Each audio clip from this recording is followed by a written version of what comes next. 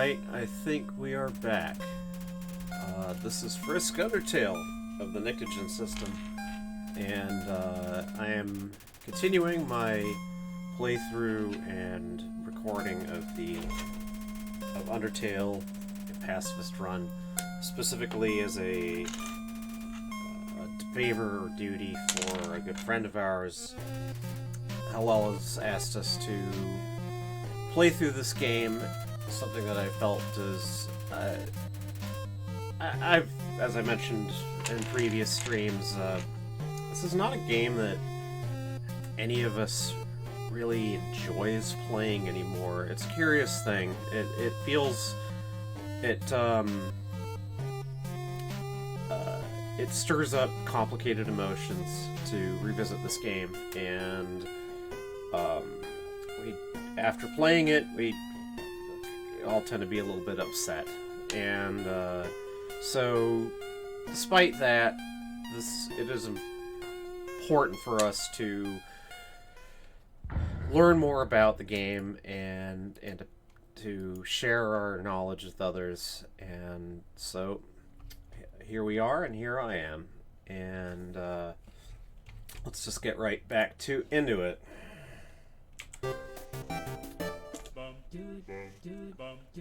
I left off at the Temi village. I just showed off the shop, which is the one place that one can sell items in the game. And I'm gonna leave this here. I decided that I'm going to attempt not to have to get the Temi armor, just because doing so is a fairly substantial investment in time. I can always come back and do it if it turns out that I get as far as Asgore and can't seem to make any progress. That was what happened, by the way, if I remember correctly. The very first time any of us played through Undertale, we didn't know about Temi armor, and Kara, who was the one of us who existed at the time, back in 2016, and played through the game the first time, simply could not get past Asgore and was forced to backtrack and grind for money to get the Temi armor. Alright, let's get past the Washua here.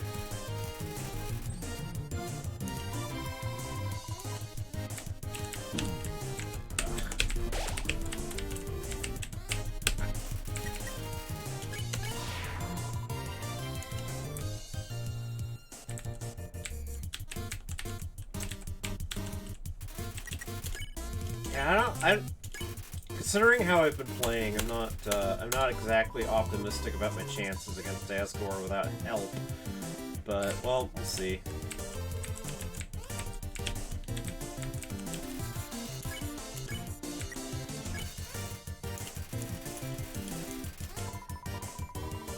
I suppose we played worse.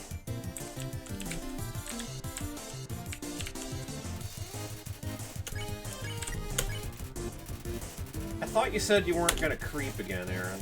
Oh.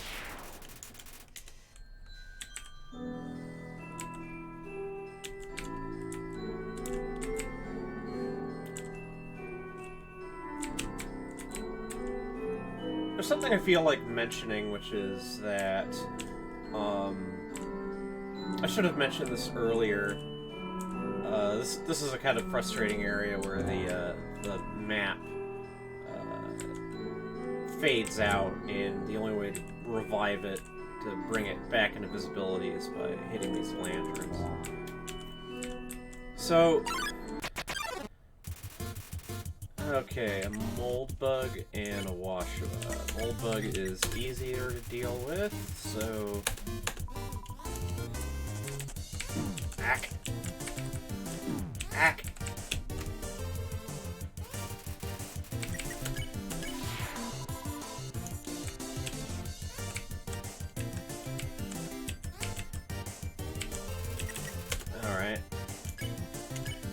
Oh, don't know if I ever saw that before.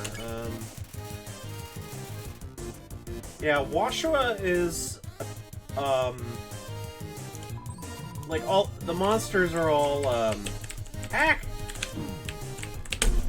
That was not well done at all. Washua is like an old clawfoot bathtub. Hack.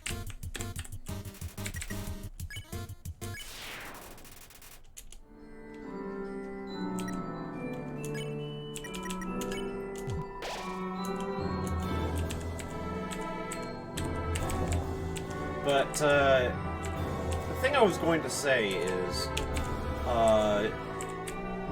what's happening right now, more or less, in the game, is that, a fish monster is, trying her level best to kill you, and, all you've ever seen of Undyne is, these really fearsome,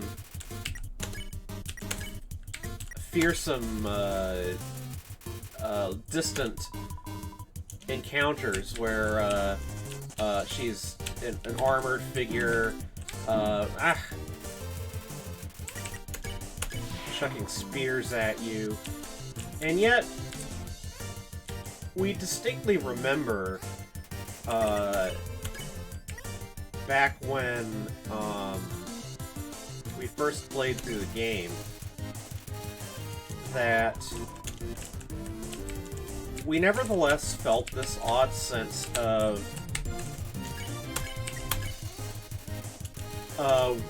wishing to impress Undyne? Like, we cared about what she thought about us, let's put it that way. And that's such an odd thing, because after all, she is trying to kill you.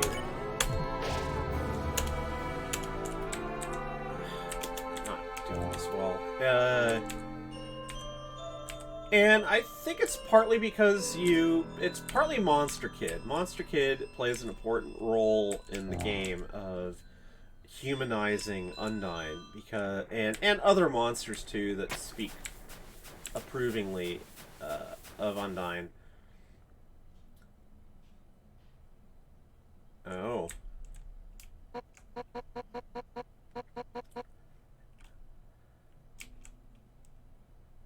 Hi, I was just talking about you.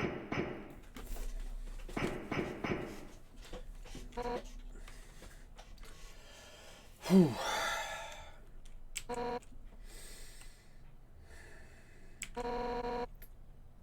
7 human souls.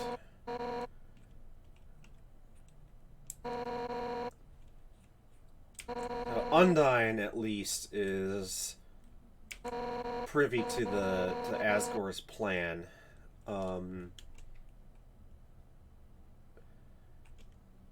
She might be the only one other than Asgore who and well, not just Asgore and Undyne. I could think of a couple others who almost certainly know, but whether other monsters know about what this whole plan is about collecting 7 human souls is, I mean, the virus doesn't know. And it's not clear that the other guard know.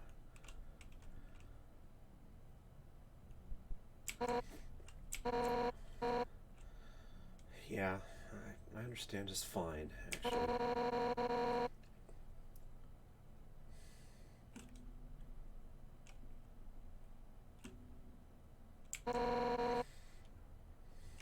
Well...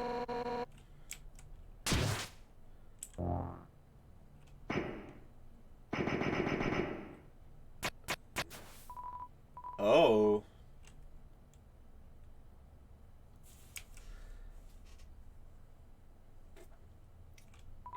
Monster Kid is like, hey, it's my hero.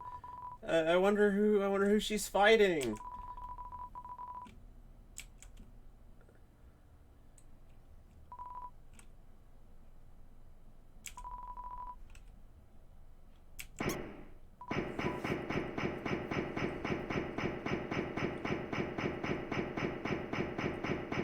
saved again.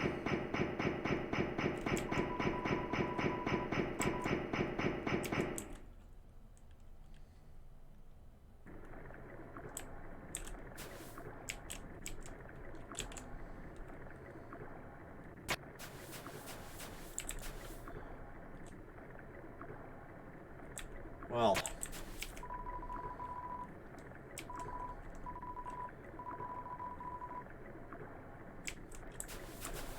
More monster wishes.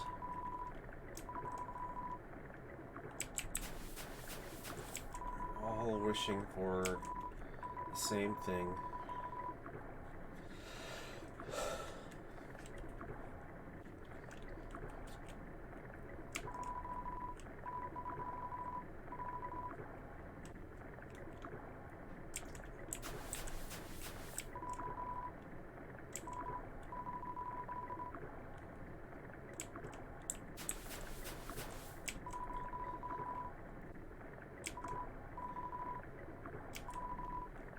Yeah.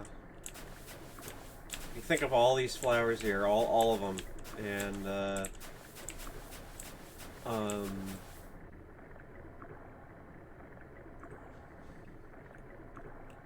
flowers under the imitation stars.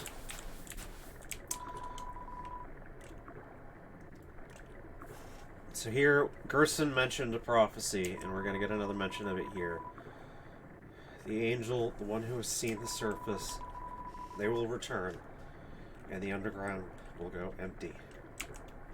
And you can take that in a couple different ways.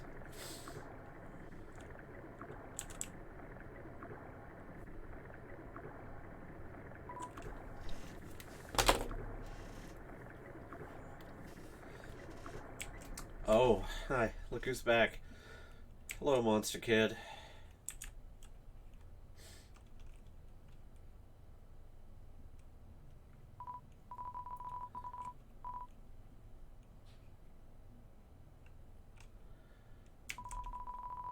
Yeah? What do you want to ask?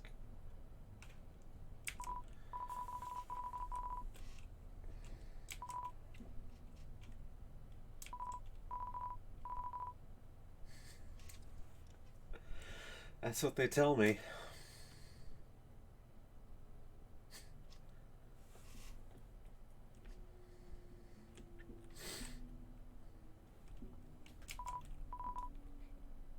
Yeah, I do find myself wondering why it seems so few of the monsters recognize a human on sight.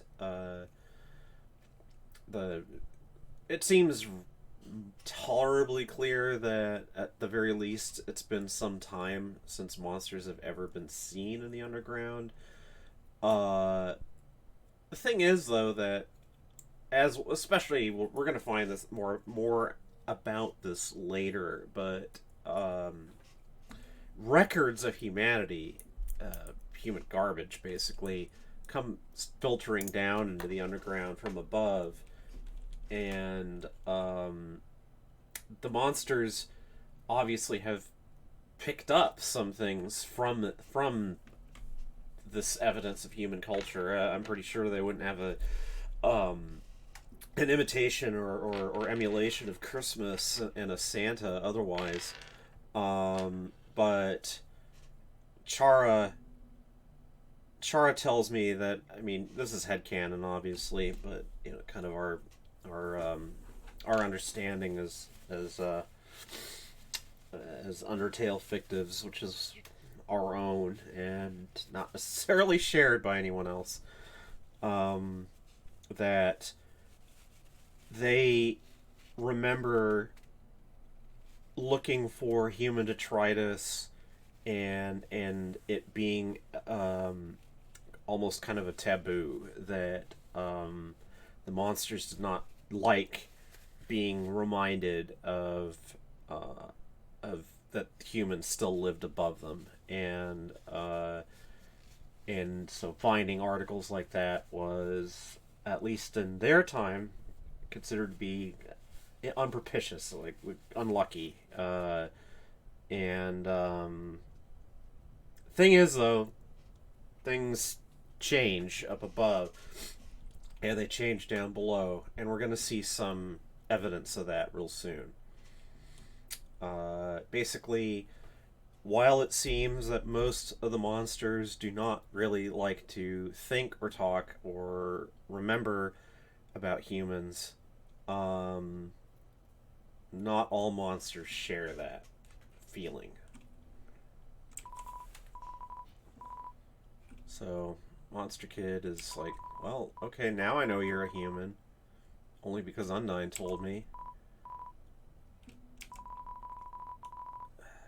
Yeah.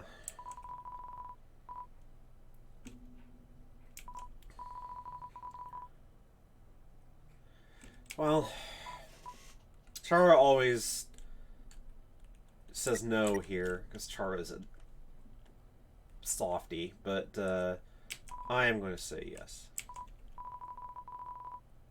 Oh, it must have been very unimpressive.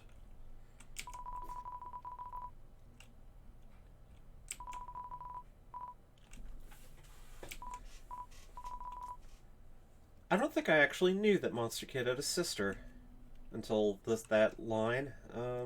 Okay. Oh, Monster Kid.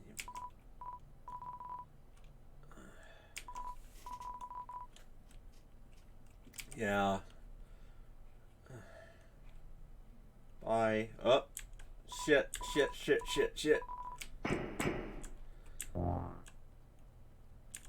So, yeah, I think if you don't move, then Undyne eventually rescues Monster Kid, but yeah, none of us can bring ourselves not to run for him right away, or them. Not sure whether Monster Kid is ever established as having any particular gender or not.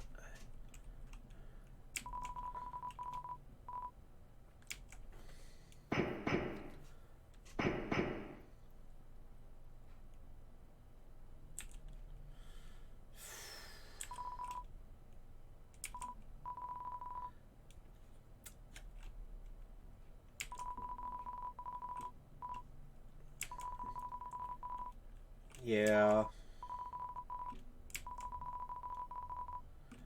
That, by the way, marks, although we're not going to find out until much later, that marks the end of Monster Kid's idolization of Undyne. I mean, after all, she did try to kill me in front of him, so I guess that would change things.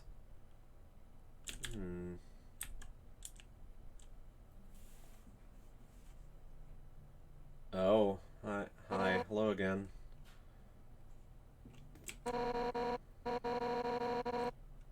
Yes, you told me that already.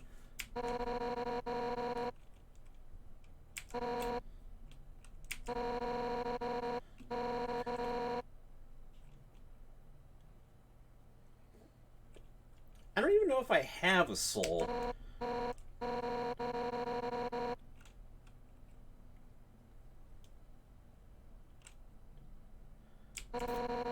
Alright. Alright, you...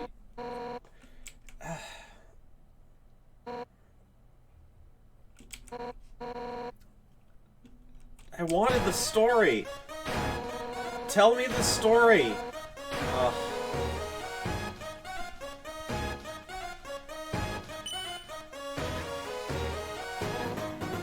Hi.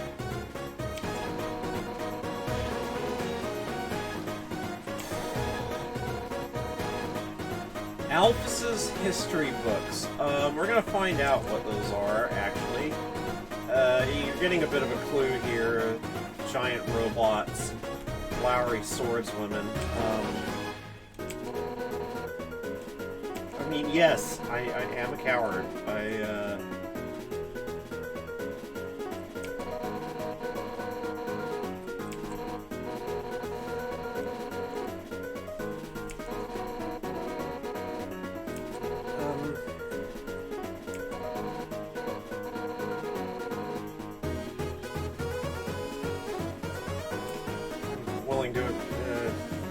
entertain that possibility.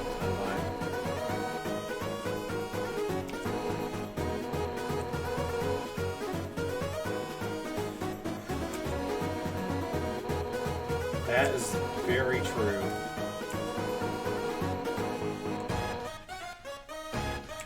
Although, I mean, everyone wants to be free, but as we're seeing with the case of Monster Kid and Papyrus, what the actual cost of that is, they don't know. They don't really know.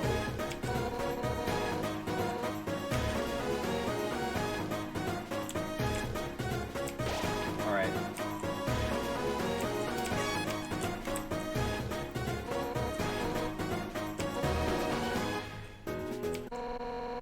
So,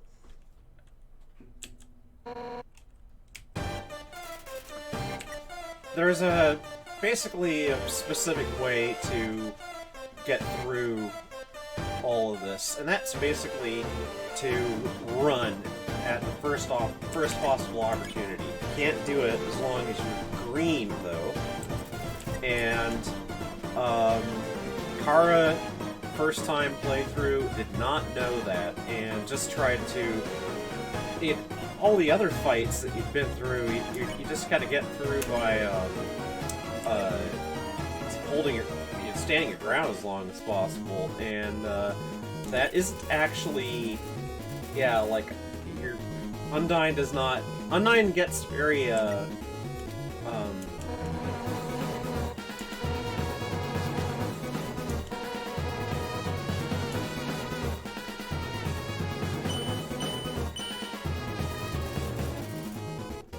Undyne gets very impatient with you, and then kind of like amazed that you just are holding out as long as possible. But that isn't actually the way to do it.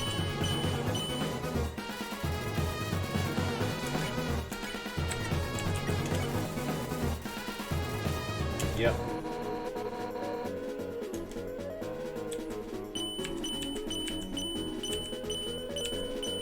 She doesn't give up.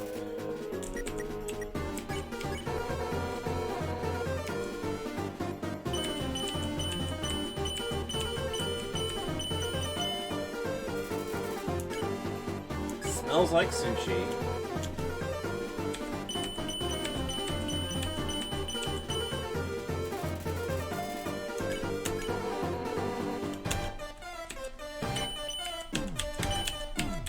Damn it.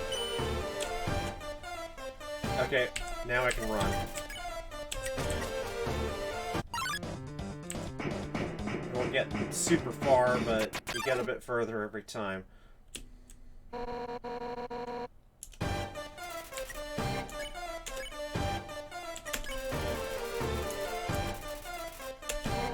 Why did I do that?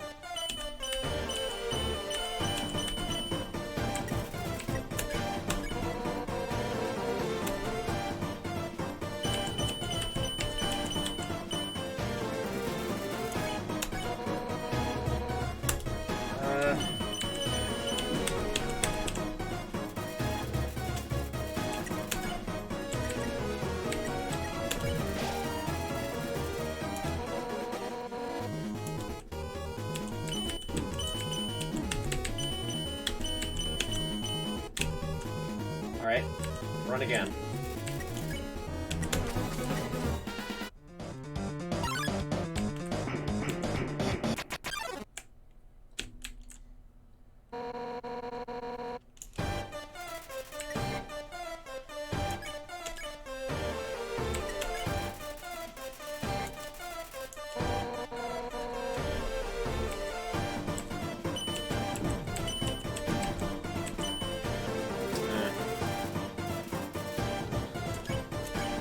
Get by with that healing one more turn.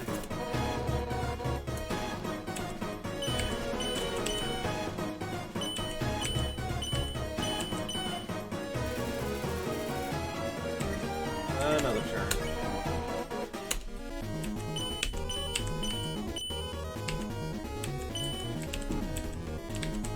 Damn it.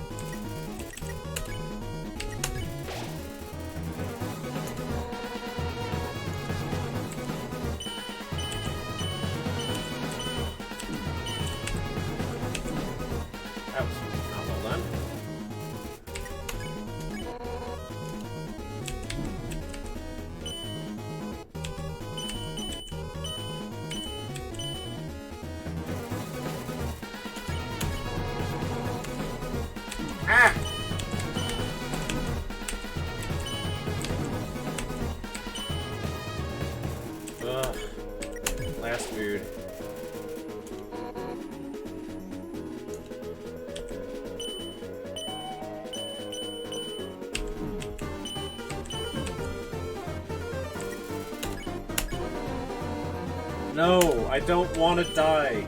Not really.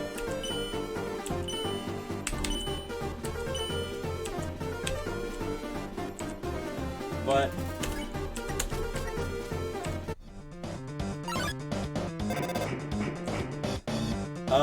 this marks a turning point. Iris just decides, hey, you should all be friends, even though she's just trying to kill you, because that's the way Iris is. From here on, you can just run and run and run.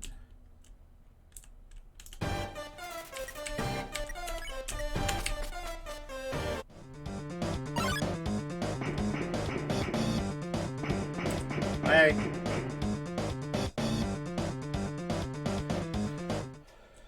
So, thing is, Undyne is used to damp and cold, and, hot magma, not so much.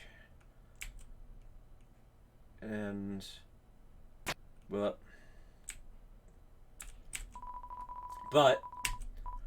this water cooler is here for a reason.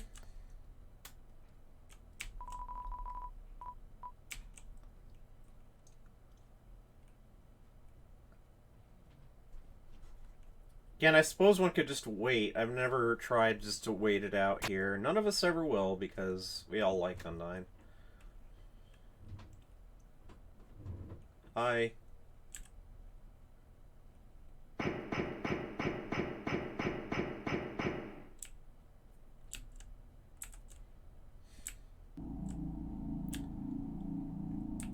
Oh. Like a clam monster.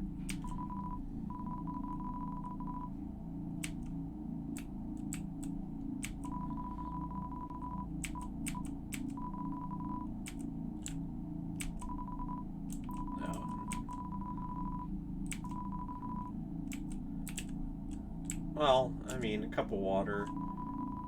Oh. I mean, that's definitely very much like a monster artifact.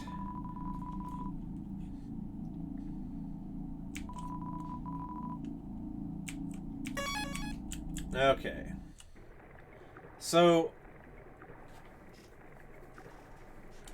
I'm going to just, show, as long as I'm here, I'm going to show who this person is, and they visit a couple of places that we've actually seen already in the game, but only now do those places come into play, as it were. Yeah, this is the river person, and they're a convenient ferry from level to level. So, if you go to Waterfall,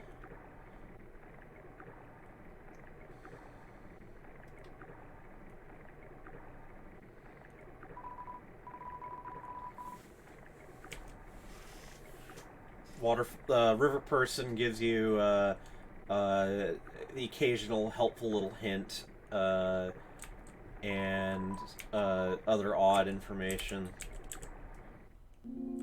So, we've been here before. That's Gerson's shop, and there was that little area that we saw earlier that had nothing in it, but, well, that was where the river person ends up. Okay, I'm gonna get a couple food items just to be on the safe side here. Oh, the CT will become useful. And as long as I'm doing that, I am going to ride River Person's boat to Snowdon as well.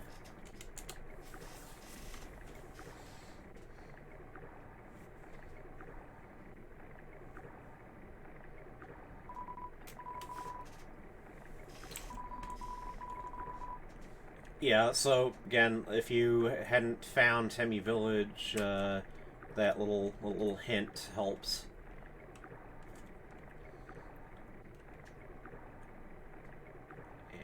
here we are. And we're just north of Snowden Town, where I am going to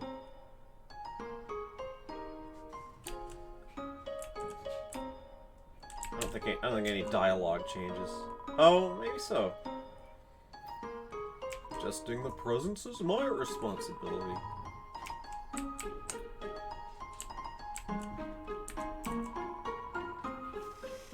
Politics bear. Like, I guess there's a mayor of Snowden Town. I don't think we ever see them in the game though.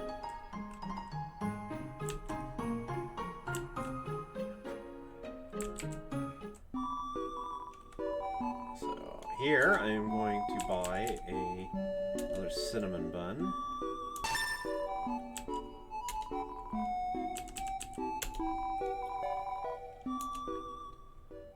And you'll see why I bought these specific items. They're not for me.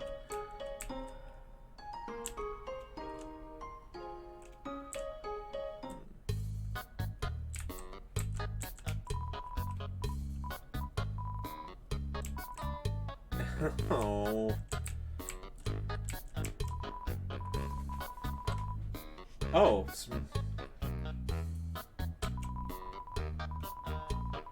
Yeah, like, this is... Chara's told me about this. It's,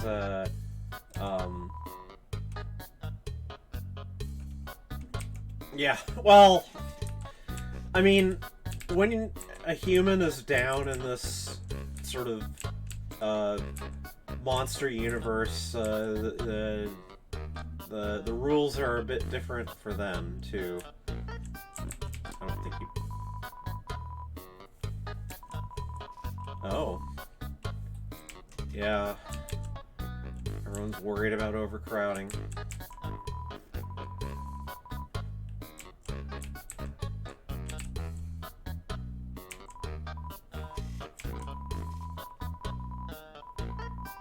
Well, that's the same.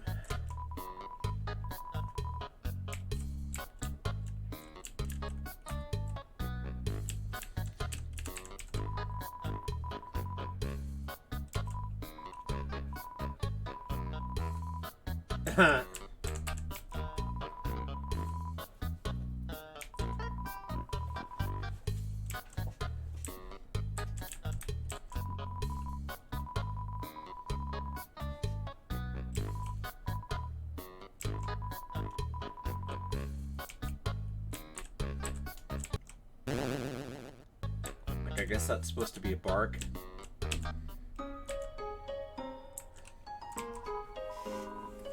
Oh! A joke!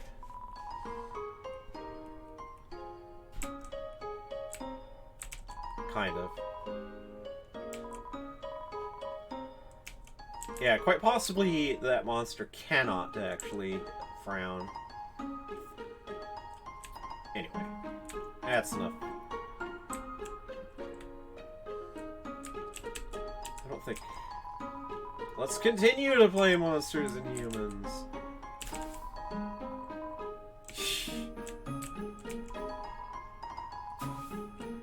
Aww. I mean... not so young anymore.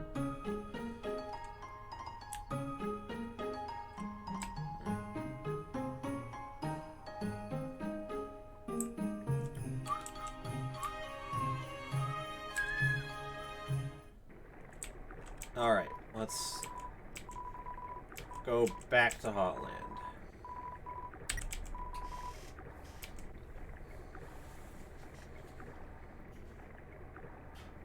So, at this point, I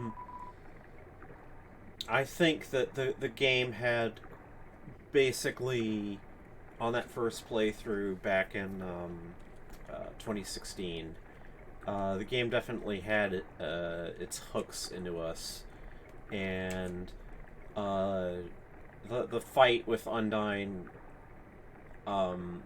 which we had such odd feelings about,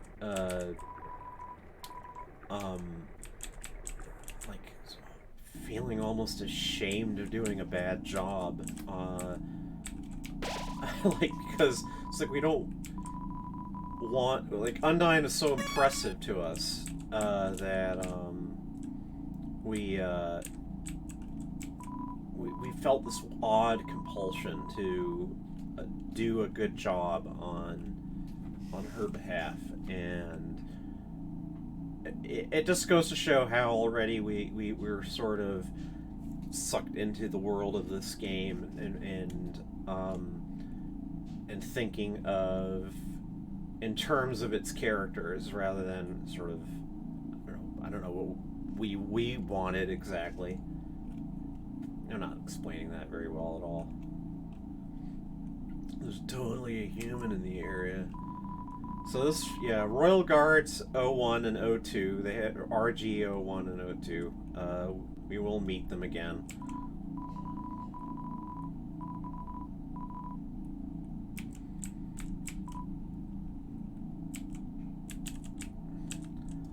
Aside from Undyne herself, they seem to be the only two Royal Guards that we meet in the game anyway who aren't dogs. Although the dog dog monsters might be just posted in Snowden because they're better. They handle the cold better. Oh, what's this? So, cast your mind back to just exiting the ruins and finding a camera hidden in the bushes just outside the door to the ruins. And there are other cameras to be found. I don't know where any of the rest of them are off the top of my head. That is part, apparently, of a surveillance network that is looking out for humans, and that surveillance is being monitored right here from this lab. And so we might well ask, who's looking out after all this? It's too dark to interact with anything. Oh! Why? It's a yellow lizard monster, or possibly most people regard Alphys here as a lizard. At least one person I know, used to know anyway, regarded Alphys as a kobold, which kind of, I suppose, makes some sense. But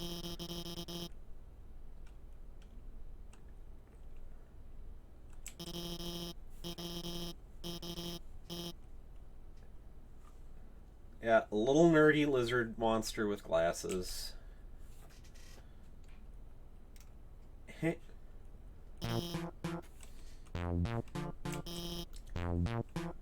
With a bit of a stammer.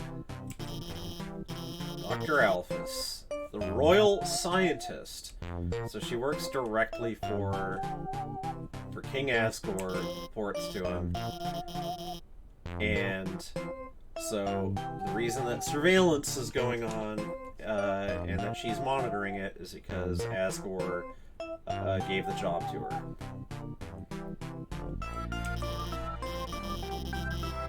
But something has happened, which is she's been monitoring you, but she doesn't actually want Asgore to capture you. Because she's been watching you, and yep, she's been watching me do all this stuff, and it's just like, yeah, I want to save you now. So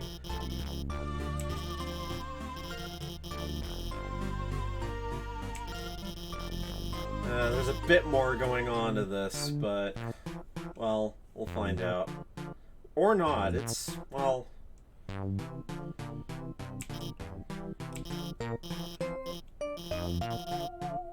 Yeah. Alright. Metaton. We have actually encountered mention of this person before. Because MTT is basically short for Metaton. And so the television show that Papyrus and Napstablook like to watch, and that Papyrus is using all of these products from, that's MTT is this robot, Metaton. And, well,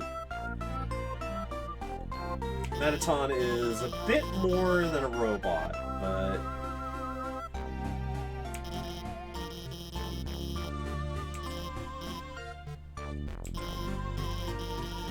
yeah.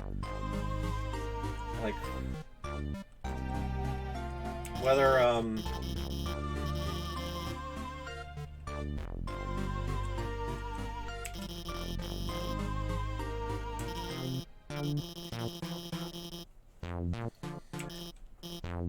how much of this is strictly true is difficult to say. Unstoppable killing machine with a thirst for human blood.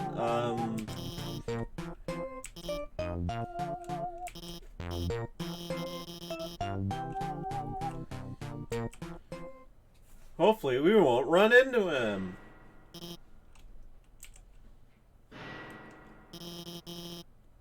No, I heard nothing.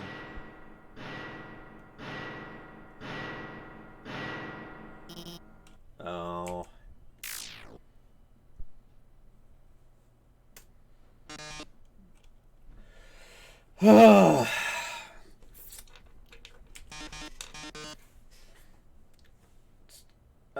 Chara has a voice for Metaton.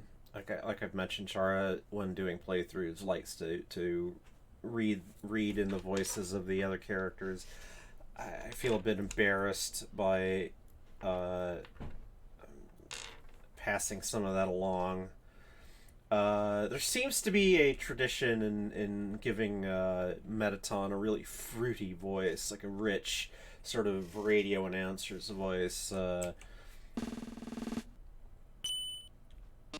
Even though the sort of vocal effects suggest a really metallic, tinny voice, but today's quiz show is sort of, I don't know, that sounds a bit like Frank Nelson.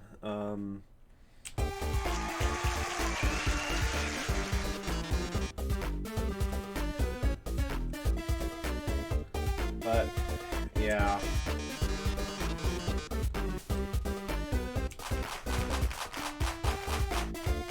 You may notice that Metaton's body here is basically the same as the console for the randomly generated tile puzzle back in outside of Snowden.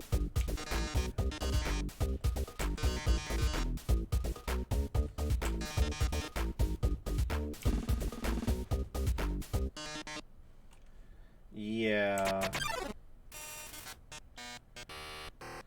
Alright, little spoiler. Nothing you do with Metaton, at least up to a certain point, it is not actually possible to die to Metaton. And, well, we'll find out something about what that's all about. Can't cry. But notice that Alphys is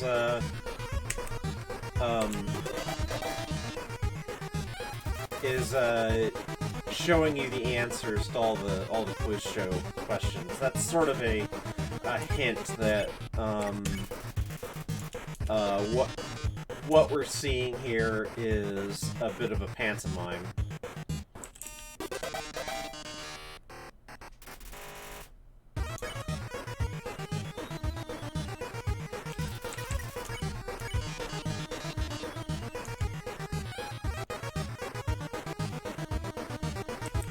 Metal and magic.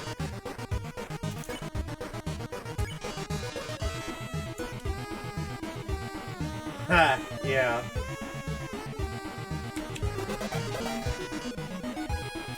I mean, I could answer one wrong just for the heck of it.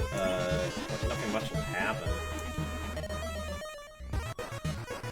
So yeah, like she's saying the answer is A, but if I say B, I get zapped, but... like...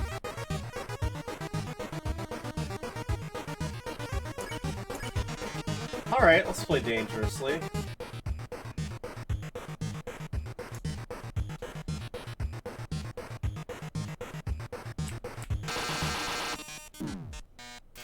Alright, I get hurt some more.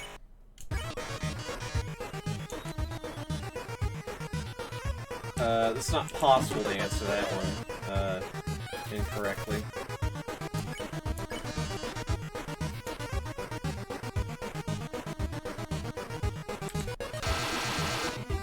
So, you get hurt some more.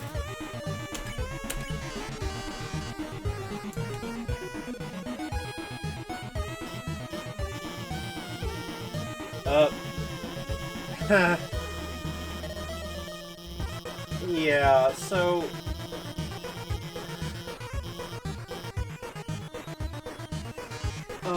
Alphys is a weeb, and, Mew Mew Kissy Cutie is a recurring thing in this game, and it's apparently a, fictitious, like visual novel, or dating game that got turned into an anime, and, Alphys is, incessantly talking about it.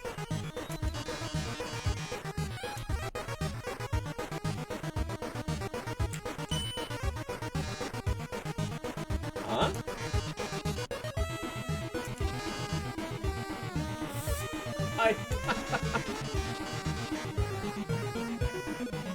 Alphys believes there's someone out there, someone watching her. Someone she thinks is cute and interesting.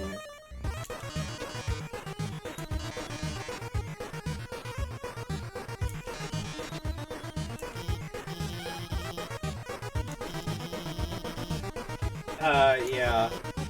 By the way, someone totally has a crush on Alphys.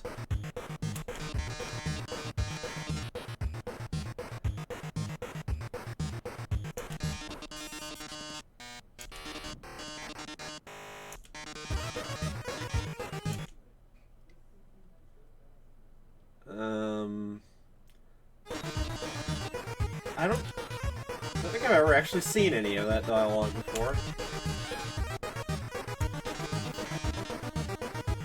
Oh. I should have done that differently.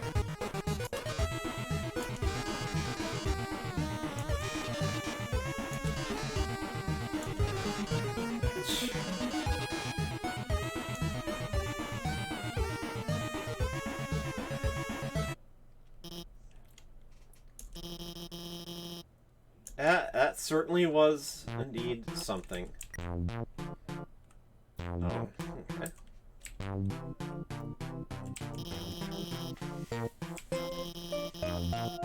Yeah, well...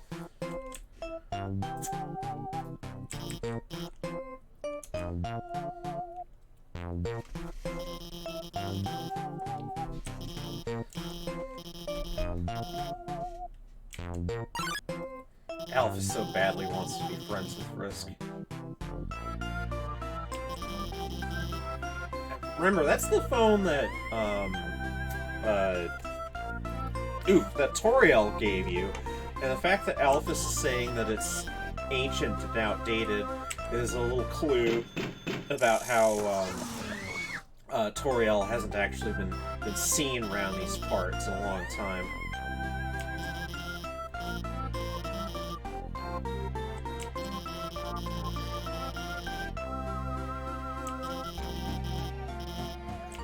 Officially friends.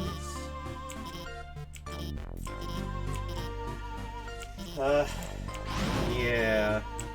And that's the last we see of Alphys for a while. Although we do hear from her.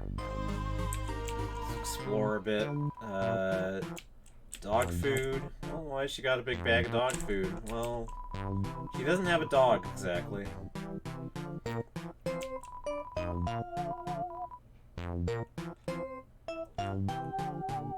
Eh. Yeah. You get, like, the instant noodles are a health item, but they don't give very much health, and, it sort of seems impolite just to grab some of Dr. Alphys's food. Yeah, like, oh, seems like a walkthrough to a game. I wonder what that could be about. So, a clue that she is, in fact, connected to stuff in Snowden. I mean, Papyrus mentioned Dr. Alphys. So, yeah, like, Alphys, likes to collect human things. And we're gonna see a bit more of that right now, because... Oh, let me, see here. Check her garbage can. Cute garbage can. Yep. She's spying on me. Whoop. Alright, Alphys is a library. Scientific books, but they seem very dusty, and, Chara, who's had the most experience of this game, and who likes Dr. Alphys, quite a bit. Chara's a science nerd, themselves, so... bit of a feeling of a kindred spirit, and Chara feels very sad about this, because, it suggests that, Dr. Alphys hasn't actually been doing any scientific work in a while, and we're gonna find out there's a good reason for that, but, she has human history books that you may remember Undyne talking about reading about humans and Alphys's history books, but, yeah, they're comics. Giant robot fighting a beautiful alien princess. I don't know. Could be accurate. She's got tapes and discs of cartoon shows, also calling them human history. Another comic book that's human history of two scantily clad chefs flinging energy pancakes at each other. Well, you know, that might be accurate in some universe.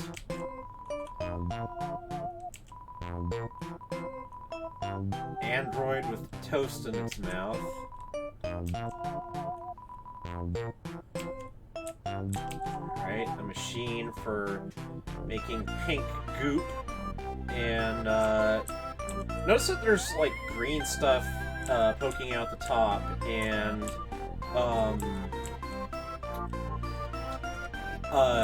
it seems to be that, one thing that Alphys has done as royal scientist is, figure out how to make foodstuffs from the, like, you know, there's raw material down in the underground, but it's kind of you know, they're stuck to what grows underground, but, I guess Alphys has been working on, again, like with the science books, her workbench seems like it's been unused for a bit. That's Mew Mew Kissy Cutie herself, up there.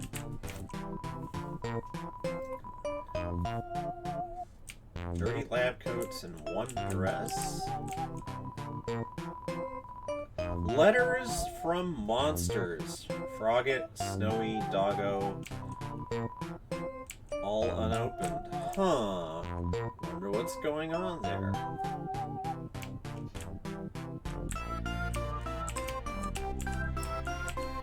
Poster for something.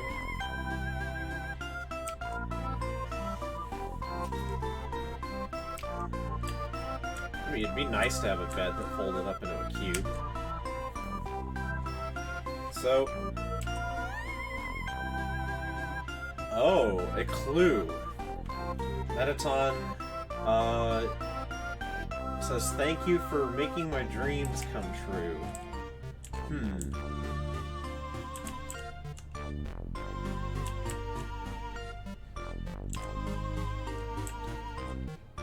Well...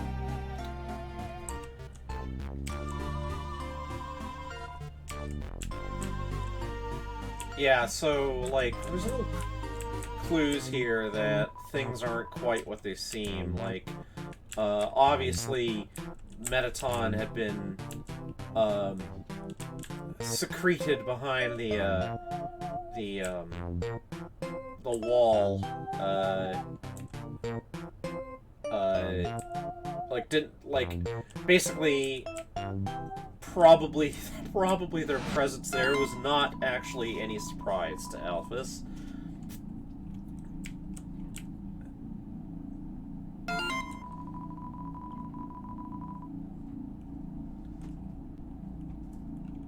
So, yeah,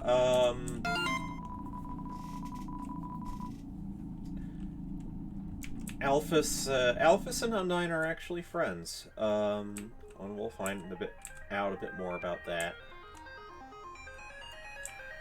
We are now in the Hotland area, and oh shit! I forgot that I'm hurt.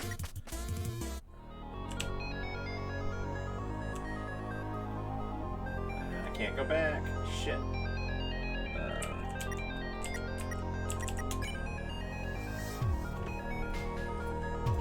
Let's call Papyrus. I haven't called Papyrus in a bit. Conveyor belts everywhere. Are you serious?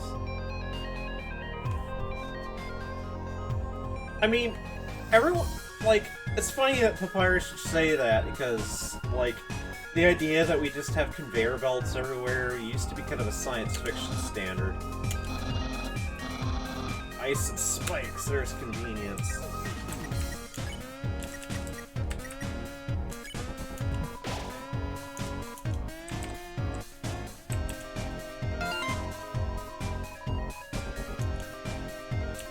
Gotta go back and see if I can hit the Vulcan again.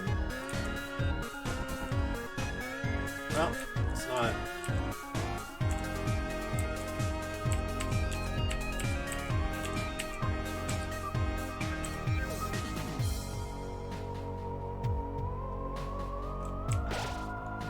Oh, I ate food for nothing. Oh well.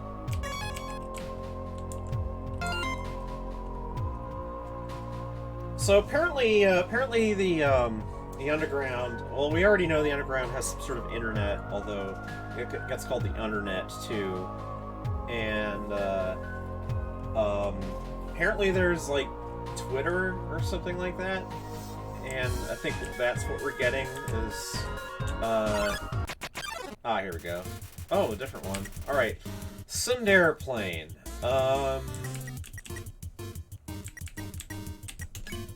So the way to deal with Sundar Plane is to approach carefully, and we're gonna see how that's just shown by having this sort of halo around. And we heard that that sound, and that means that we can spare now. Although, kind of tempted to try to flirt. Oh, that didn't achieve anything.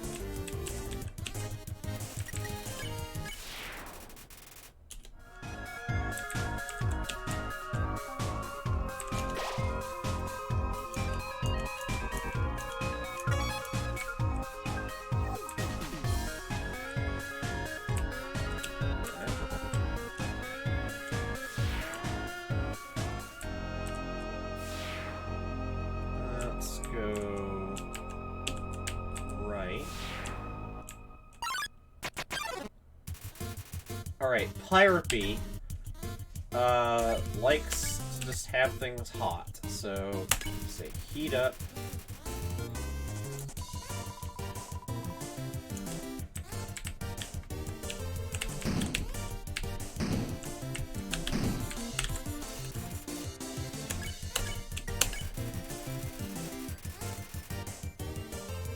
Alright, so once we get past...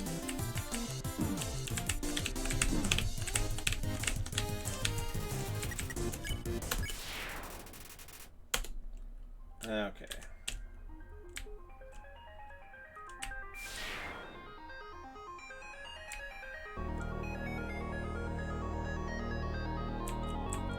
Alright.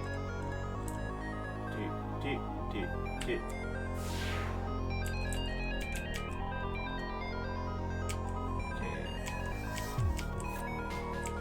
That is a weapon, but I am going to immediately make use of... So, after Alphys messes with your phone, you can access boxes from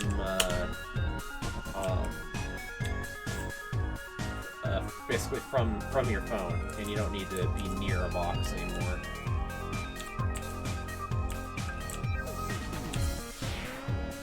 Okay.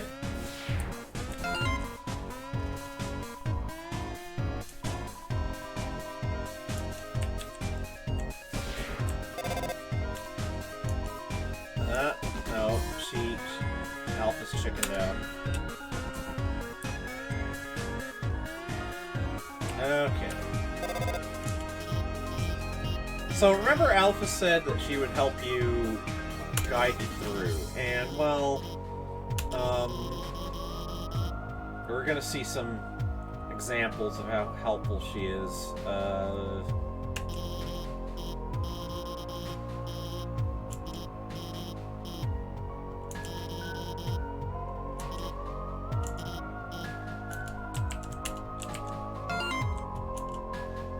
Oh gosh. Yeah, so notice that she's talking about Undyne and like, you know, my claws haven't shook like that since Undyne called me to ask about the weather. Alphys is totally got a crush on Undyne, and as it turns out, that is mutual.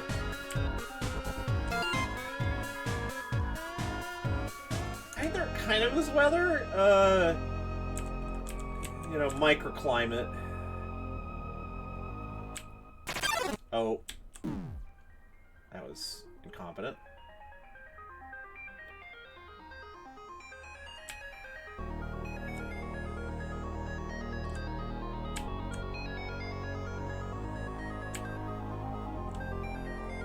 Okay.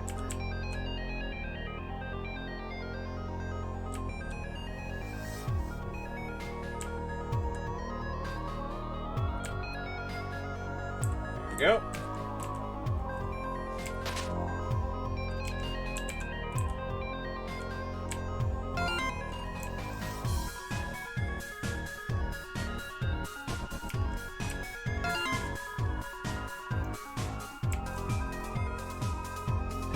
Yeah, Alphys comparing herself to a garbage can is a little sign.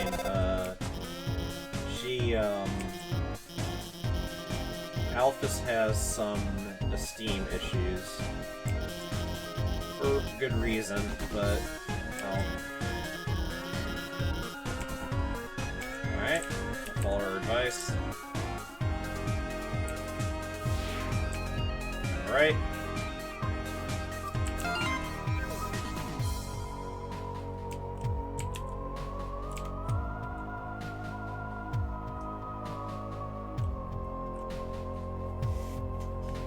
So, there's a little clue here that not everything is, things are a little weird in the underground right now, and, this area that we're in, generally, is leading to the power center of the underground, which is, a generator called the core, and the core is has like parts that can be swapped around, and they sort of change the landscape of the place, and I would suspect that this was done as to protect it in case the underground was ever invaded. But all of a sudden things are being changed around for no clear reason, and so here we got monsters talking about how all of a sudden they can't get to work and stuff. Yeah, so once Metaton comes into the picture, more monsters are now aware that there is a human loose. Although, as you can see, not all the monsters that actually believe it.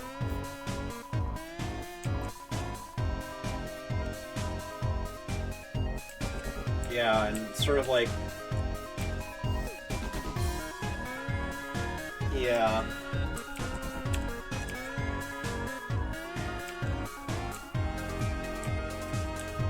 So there's an interesting thing where Metaton is an entertainer and has a TV show and everything, but like whether anyone actually watches it, watches Metaton, seems to be very much a questionable thing.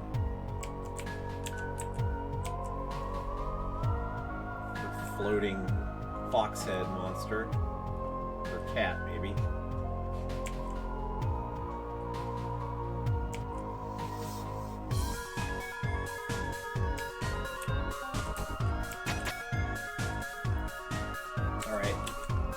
So, each shot will destroy one of these movable boxes. So, 1, 2. That one was a very easy one. Oh, sorry. I need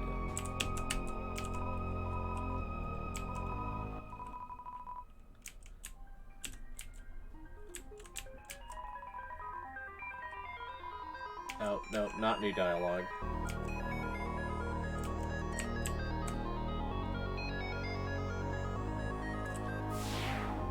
Okay. Back left now.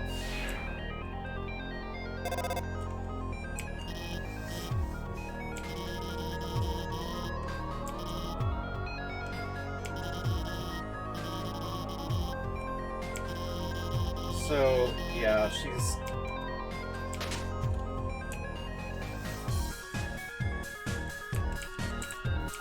See me to help you? Yeah, like, so a bunch of puzzles just reactivated out of nowhere. Although, yeah, some of the monsters at least seem to welcome the disruption of routine.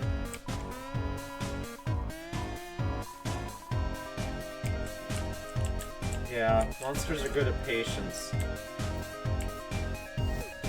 So, I don't, like, you'll notice that she's a flame too, like Grillby was back at Grillby's, and yeah, I'm not very good at loitering.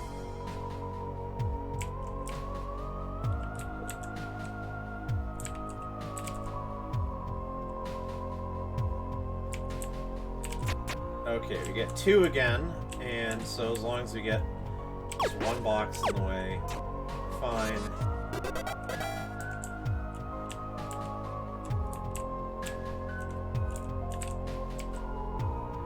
Yeah, let's back the old dialogue.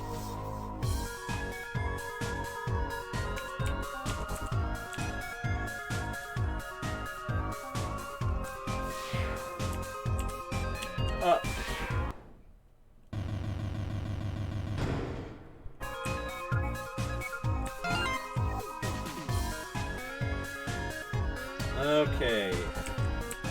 A little bit late for that.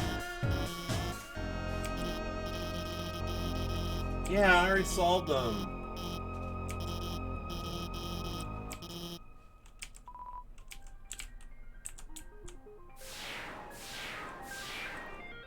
Okay. What's going on here?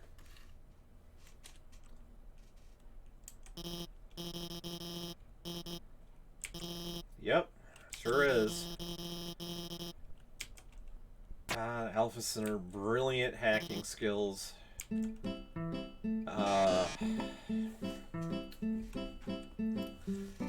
So it's Metaton again.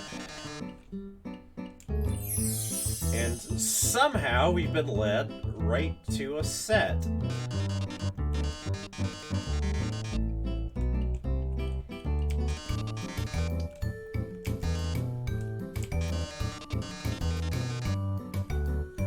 Thanks, Metaton. I appreciate the flattery.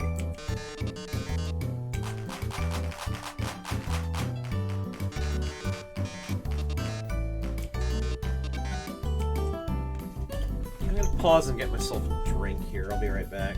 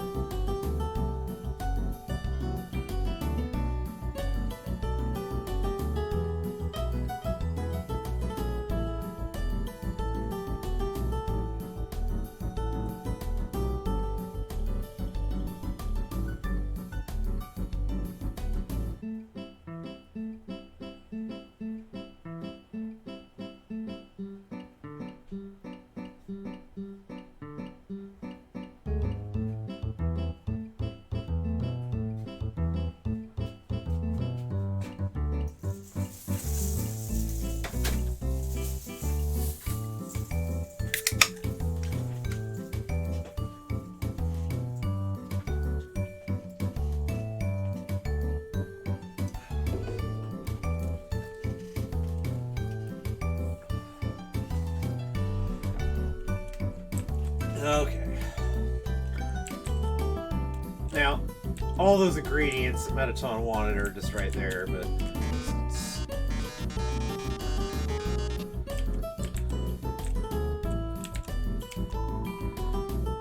yeah, can't get out the other way either.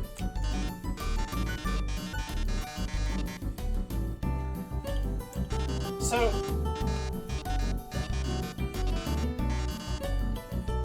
it's interesting that there's MTT brand appliances, and excited aren't you, darling TM?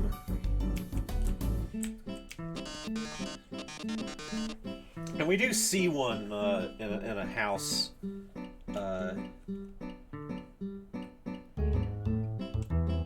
Oh, that reminds me. I'm gonna have to double back at some point.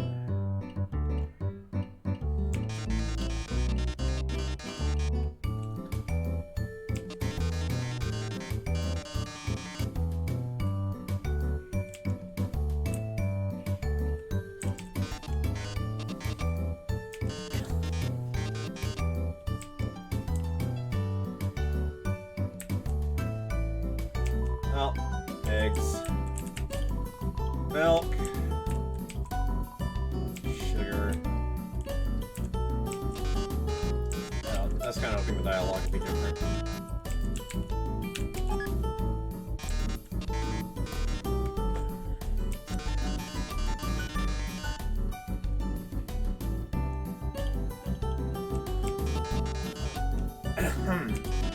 And there's one more ingredient.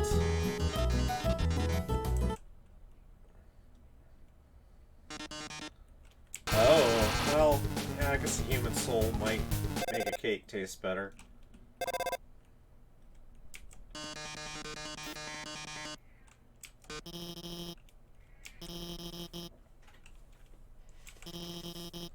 So... substitute soul.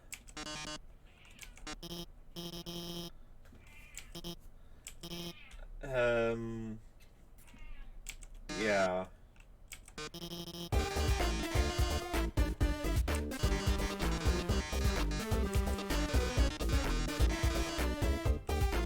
Well, it's nice to know that there's, you know, substitute for a human soul. Like I said, I don't actually know that I have one, so...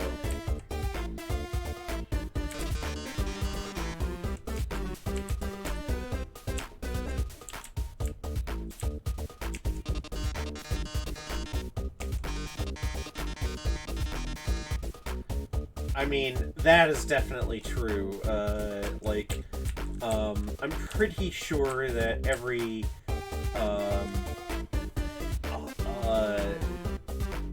because of the, lack of fresh ingredients down in the underground, they rely very heavily on synthetics and aerosols and stuff.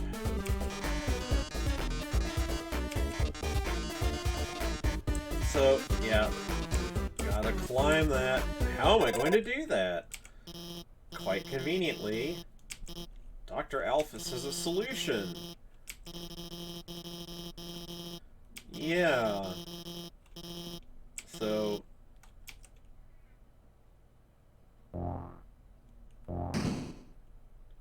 she put a jetpack in my phone.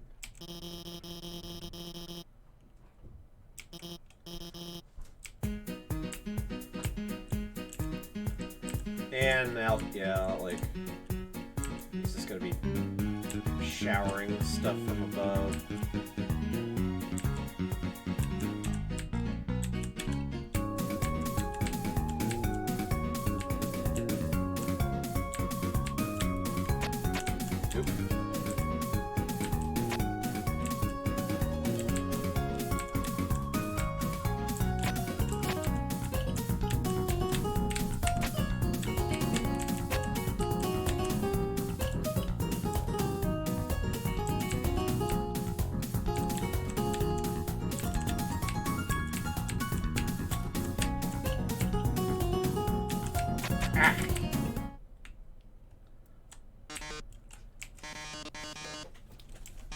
Yeah, convenient that.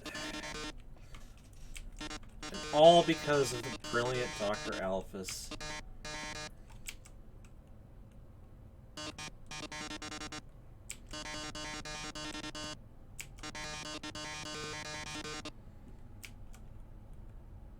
So, it didn't end up meaning a thing in the end. Yeah, we did something alright.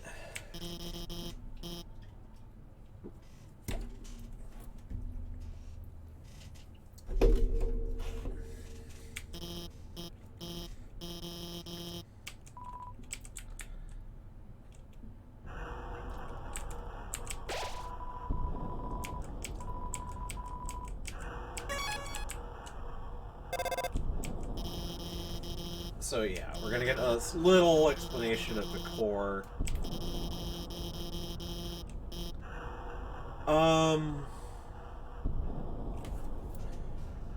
I feel like this is a time to mention something in a little bit of detail that is not normally ever going to be mentioned in a gameplay, and that is the following. This structure, the core, this generator of magical electricity, is is the creation of someone who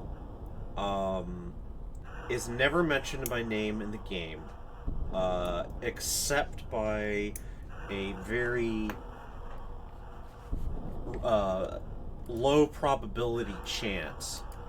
And I'm actually going to, at this point, look this up and remind myself of how that... Because we did actually, in one of our early playthroughs, it might have been even the first one, by chance, trying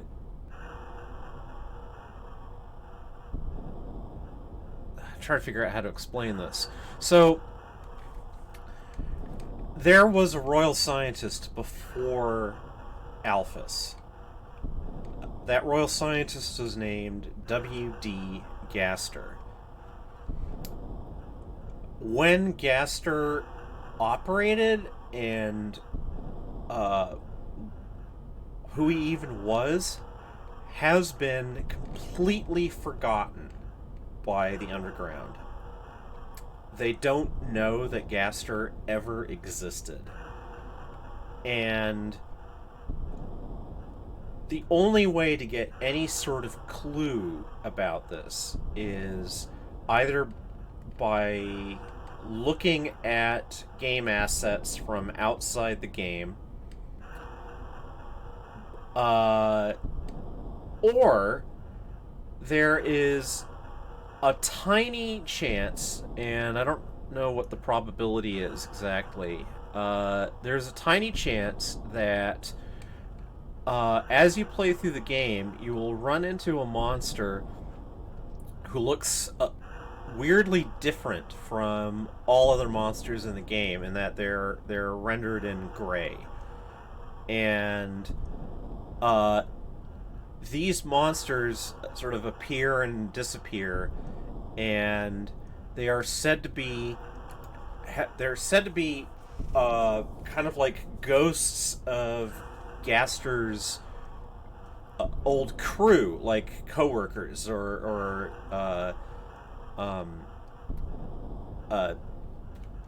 people that worked with Gaster and then suffered the same fate as him. And only if you accidentally run into one of these monsters will you ever even learn Gaster's name. No one who is sort of that you would run into normally in the game is ever going to mention Gaster, with the possible exception of the river person, who might say something about beware of the man who speaks in hands. But I'm reading off an Undertale wiki here, and you get, for this dialogue, from some of those ghostly sort of Gaster's follower monsters who appear with a very low probability during ordinary gameplay. It makes sense why Asgore took so long to hire a new royal scientist. After all, the old one, Dr. Gaster, wouldn't act to follow. They say he created the core. However, his life was cut short. One day, he fell into his creation and, will Alphys end up the same way? And then another one of them says, Alphys might work faster, but the old royal scientist, Dr. W.D. Gaster, one day he vanished without a trace. They say he shattered across time and space. Haha, how can I say so without fear? I am holding a piece of him right here. So, yeah, like, how the core actually works is Dr. Alphys does not actually know. Only Gaster and his crew knew. They built it, and then they all, in some sort of unknown catastrophe, they all vanished. And like one of them said, like, one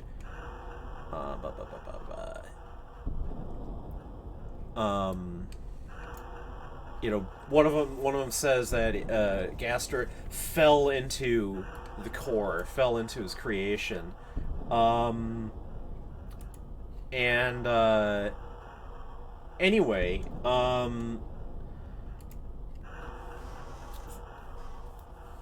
the fact that we have this magical power generator, whose creation was sealed by some sort of bizarre accident that didn't merely kill everyone involved, but actually erased them from time and space, and so that the only appearances that they ever make in the game are these strange, infrequent, spectral ones. It's partly that, which suggests to Chara the larger idea that whatever event created the barrier in the first place, whatever event sealed the monsters down here, also erased them from all knowledge up above. That basically, Tara's hypothesis is that at the end of the war, the monsters didn't merely lose and get sealed away, they were forgotten. And the very act of sealing them away also, as Chara thinks, might have removed all evidence and memory of magical monsters ever having coexisted with humanity. So, Chara tells me from their perspective when during their time in the underground that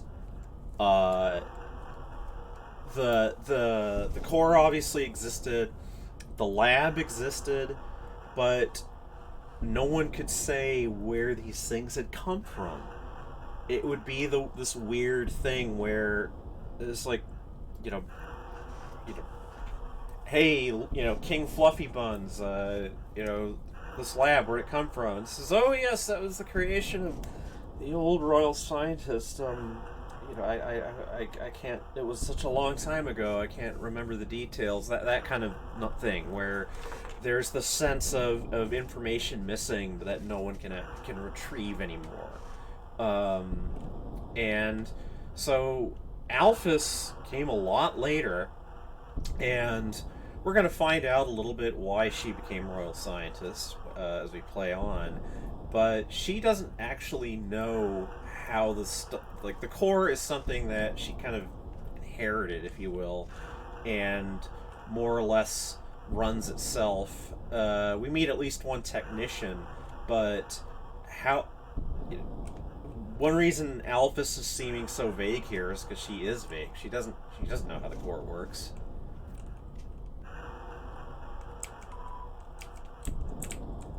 But anyway, there it is in the background.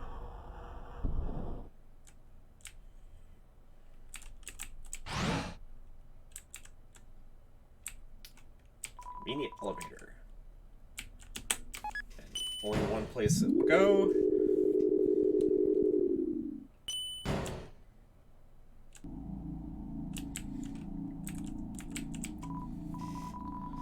Heats Flamesman.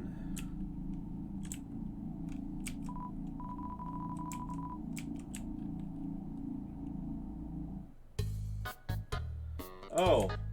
Hi again, Sans. Note that there's there's snow somehow just survives in Hotland when Sans is around. I like decent food. So, I've never done it, but if you just keep buying hot dogs, you can buy Sans' hot dogs past your inventory space, and he'll just start heaping them on Frisk's head.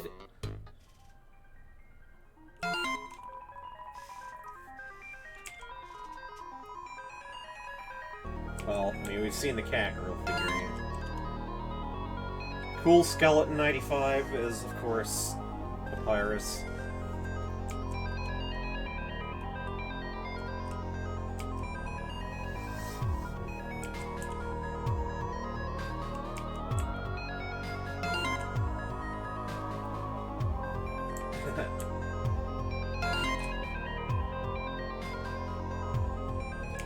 Har har.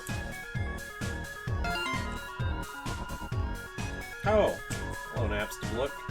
Of course, I'll accept the request. Aww.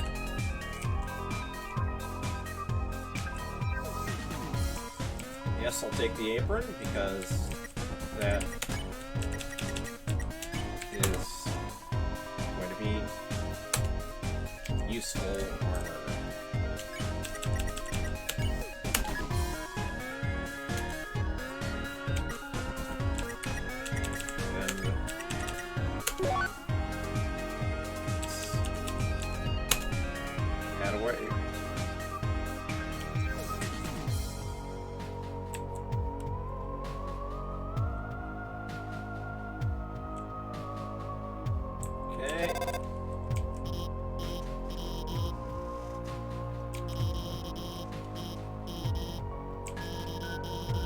Yep, I see the switches.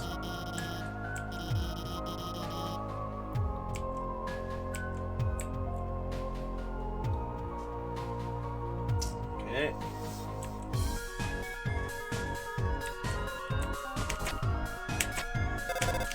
Yeah, it's not actually possible to hit the third one.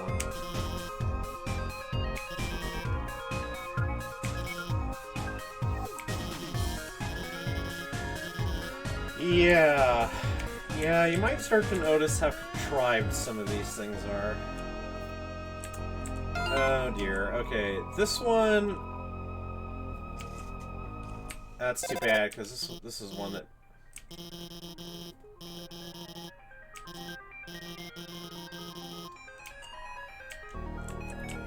I'm gonna try to do this by muscle memory.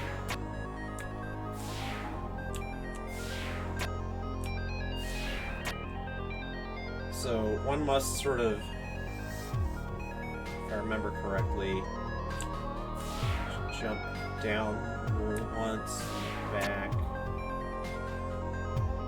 Oh, I don't think I did that right, actually.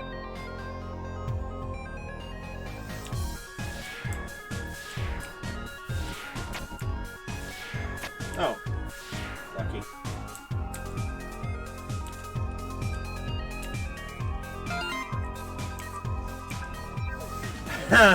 Alright, yeah, so I mentioned Mew Mew Kissy Cutie, and so there was some sort of visual novel or dating game, and then there was an anime, and then there was a sequel to the anime that Alphys hates.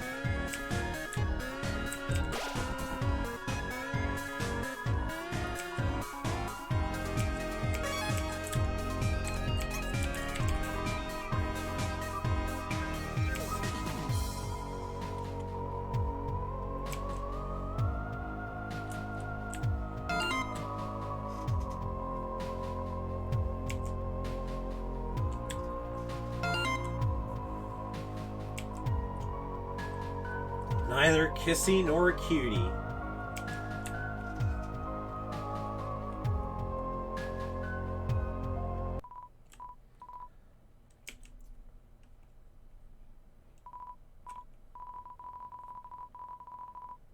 Yeah, funny that.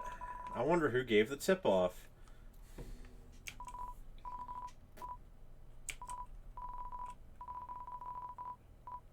Yeah, it's just like... Again, it's really...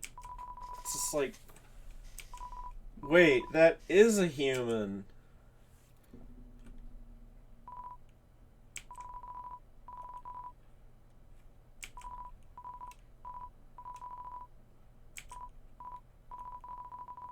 Yeah. Alright.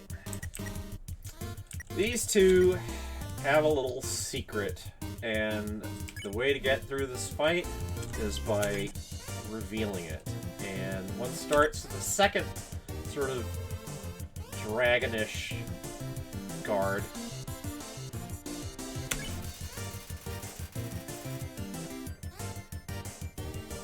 Cooling dirt. So you have to,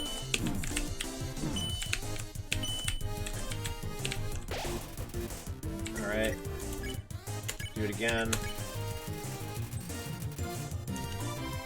To interact with the floating armor thing.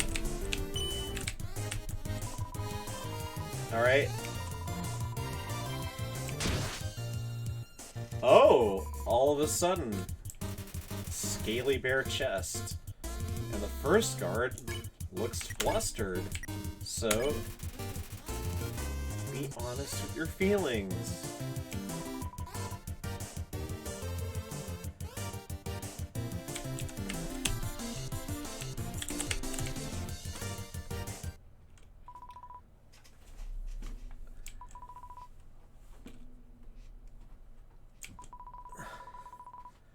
Can't take this anymore, dude. No, I love you, bro.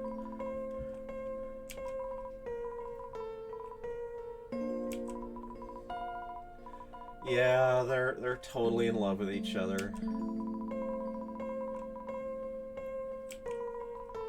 I love standing here with you bouncing and waving our weapons in sync.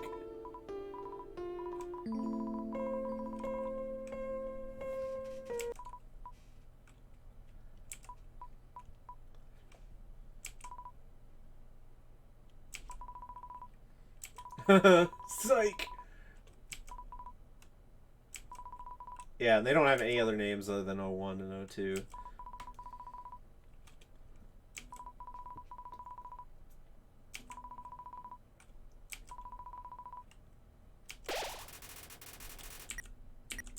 Yeah. What was important was getting them to acknowledge their love.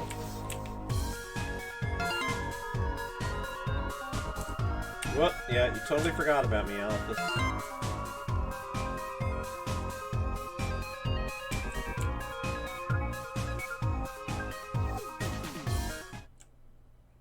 Ugh.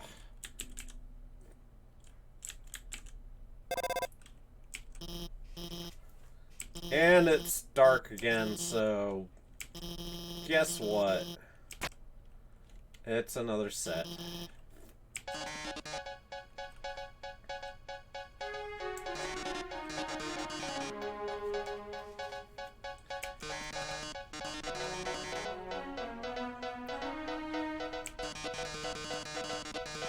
So, I guess the thing to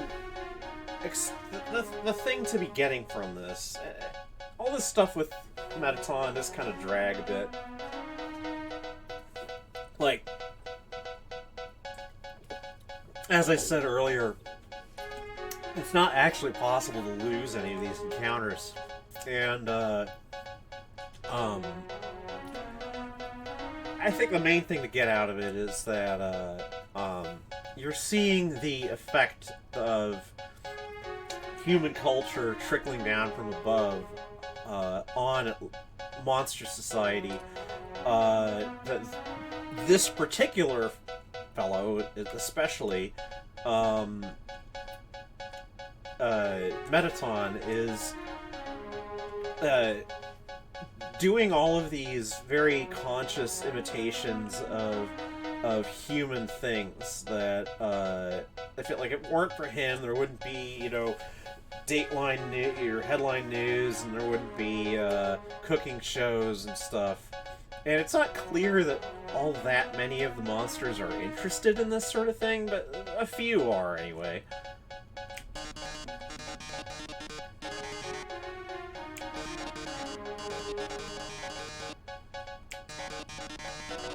I mean, yeah, our 10 wonderful viewers.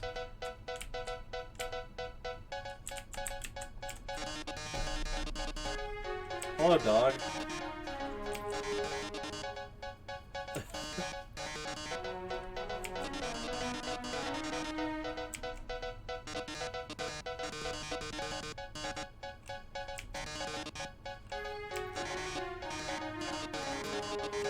Yep, it's such a lovely story. Wait a second. That's not a tail. That's a fuse.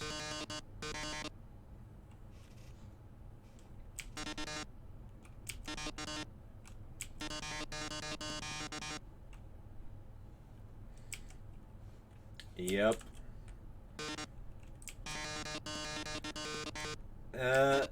It's another one of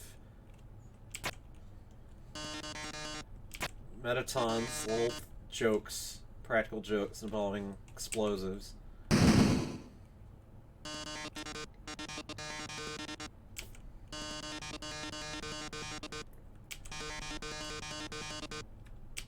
So not once, by the way, have any of us ever successfully done this. Not, of course, that it matters.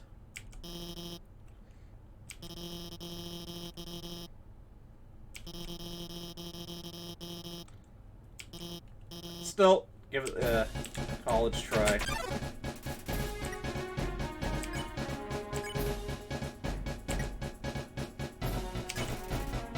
Ah!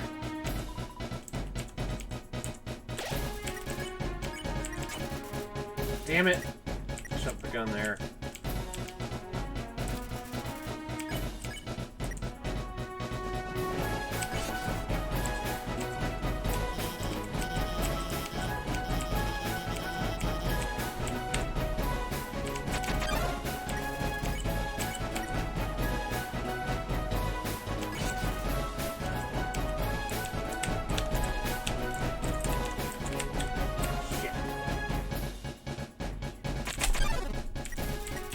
That was lucky.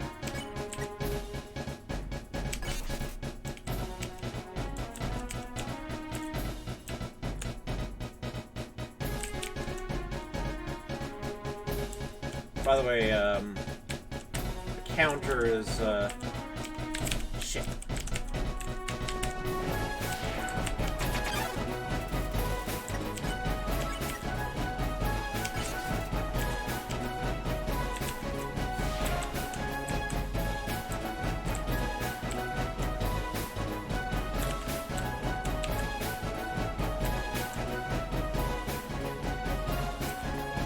Damn it!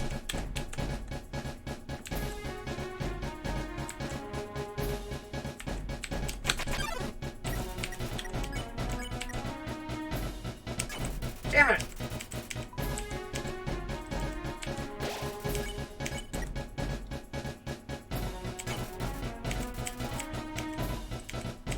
Yeah, don't think I'm gonna make it.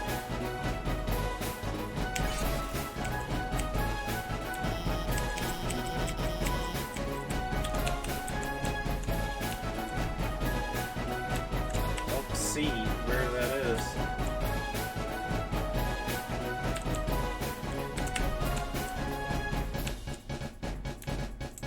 Notice that the...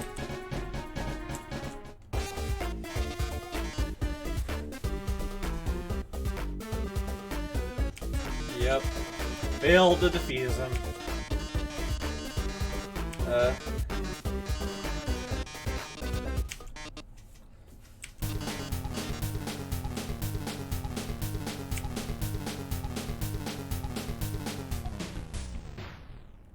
Yeah.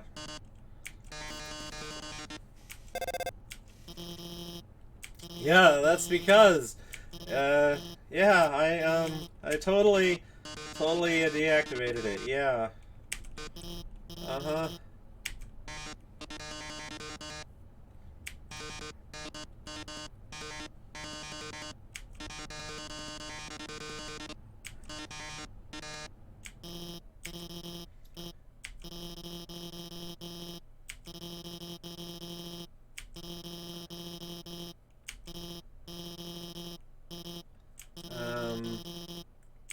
Yeah.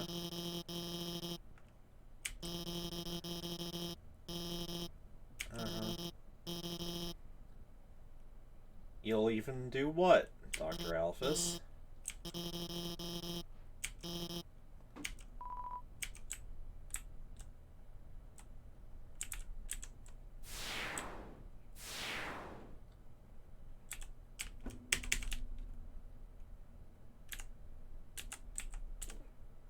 Oh!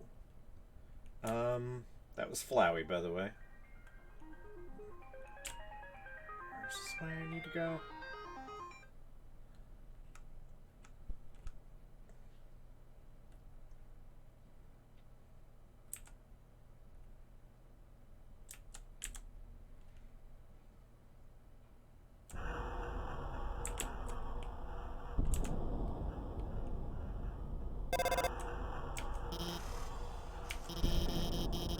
Yeah, well... I'm always quiet, Alphys.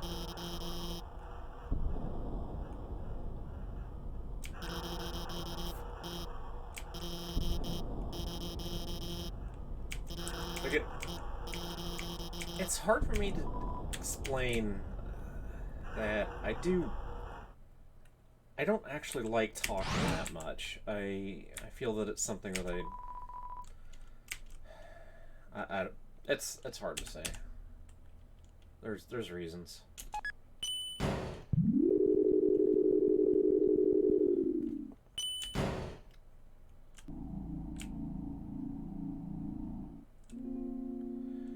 Okay, I'm actually gonna take this. Oh, let's see here. No, let's try to decide how I want to proceed here. So, you may remember the spider bake sale back in the ruins. Now, I bought something there because you can do so here, as you can see, but it's basically impossible to have enough money for it. And although, yeah, this poor monster here did it anyway. But at least you have a nice spider donut. This Muffet.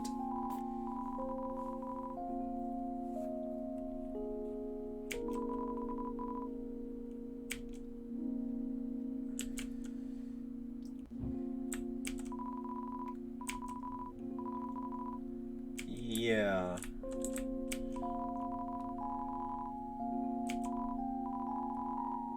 It's just a croissant. All proceeds go to real spiders. Now, I'm going to... Oop, wrong item. Remember, I have a spider donut, which I'm going to get out now. And you will see why that's helpful. Hi, Dr. Alphys again.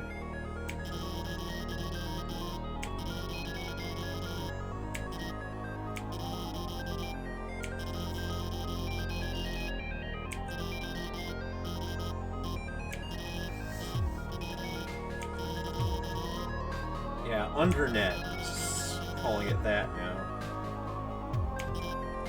Wait, I already did that for you.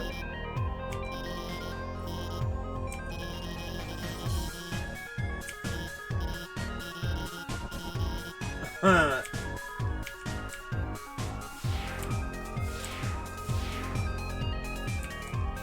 Wrong one.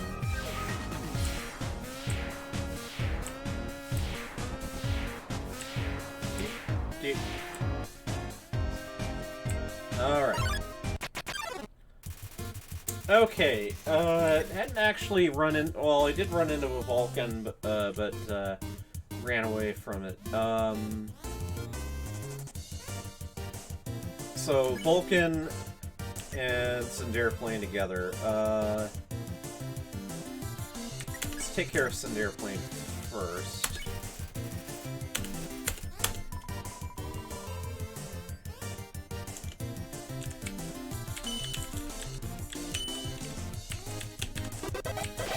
Alright. Spare the Cinder Plane. Yeah, healing magma. Vulcan is helpful and nice, and unfortunately their way of helping is by spewing hot things at you. So, but if you encourage Vulcan,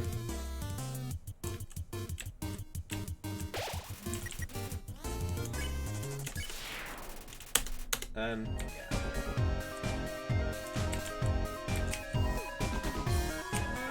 Just one shot, so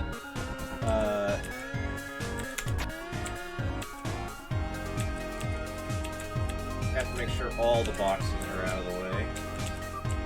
I have to admit, mostly we do this by flailing.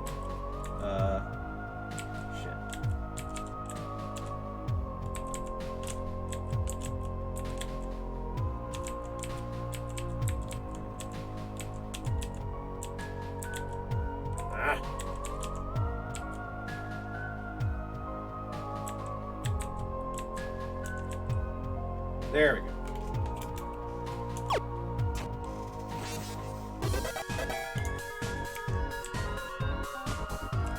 All of a sudden there's monsters here.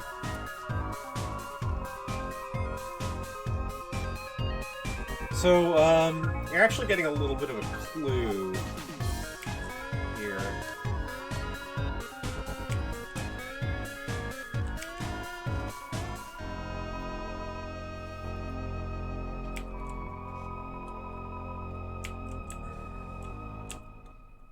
So yeah, Metason's not totally without fans.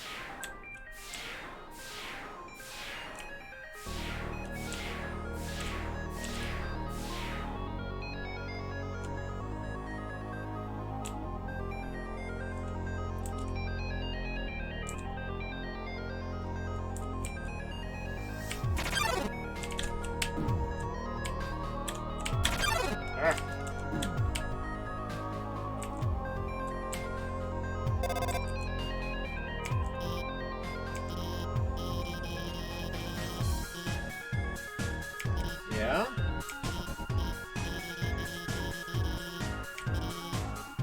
Sure. It's called, yeah, Mew Mew Kiss Cutie, of course. I mean, why not? I'd watch Mew Mew Kiss Cutie at least once.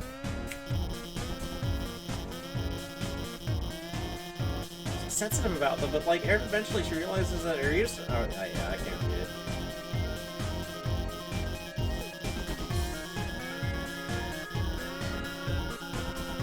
Yeah, like it's interesting that she likes the show that apparently is got like, yeah, like this emotional bond with a show that's about someone who has to learn not to use her psychic powers or whatever to control people. Do you think that might be a bit of a clue as to what that Alphys is doing with you right now?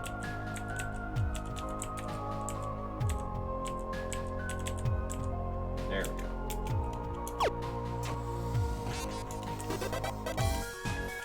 Alright.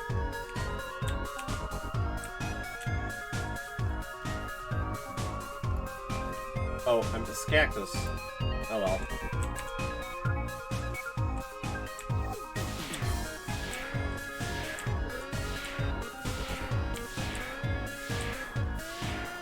Okay.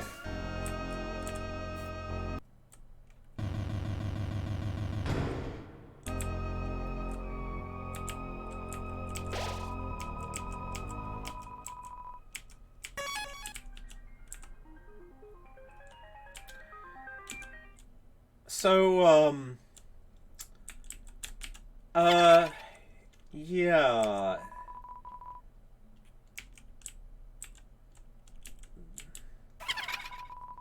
That nice spider girl, Muffet, apparently has been tipped off that, that they like to, torture spiders. It's not true. I like spiders.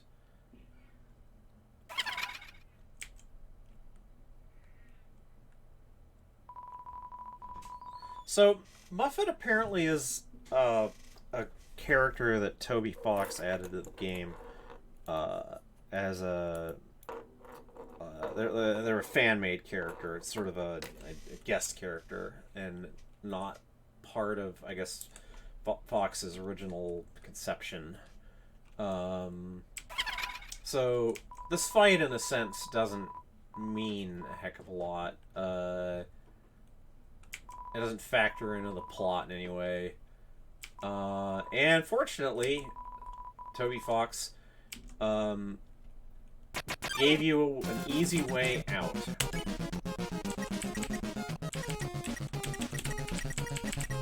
There we go. I don't know why that's a problem.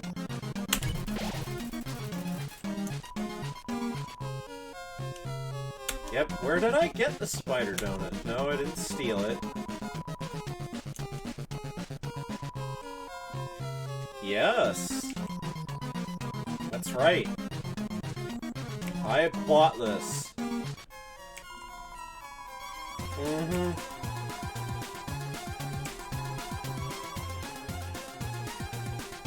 So, yeah, apparently someone tried to get Muppets to kill you. I mean, that is, I suppose, a little bit of a plot item, but,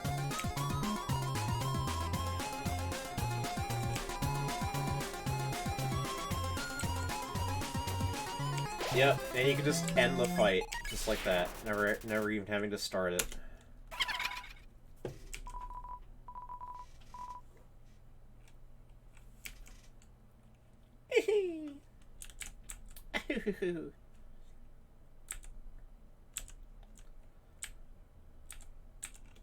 Okay.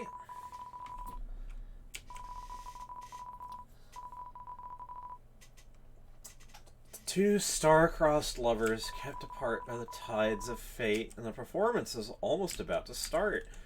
Could it be that... Yeah, we've wandered onto another set. Somehow.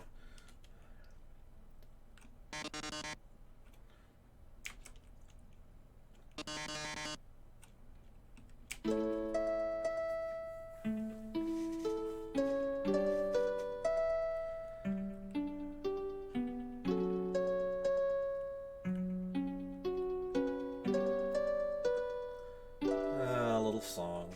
Oh, my love, please run away. Monster King forbids your stay. Humans must live far apart, even if it breaks my heart. They'll put you in a dungeon. It'll suck, and then you'll die a lot. Really sad, you're gonna die. Cry, cry, cry. So sad it's happening.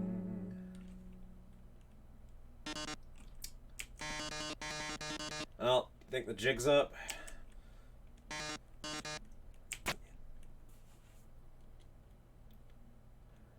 Thump.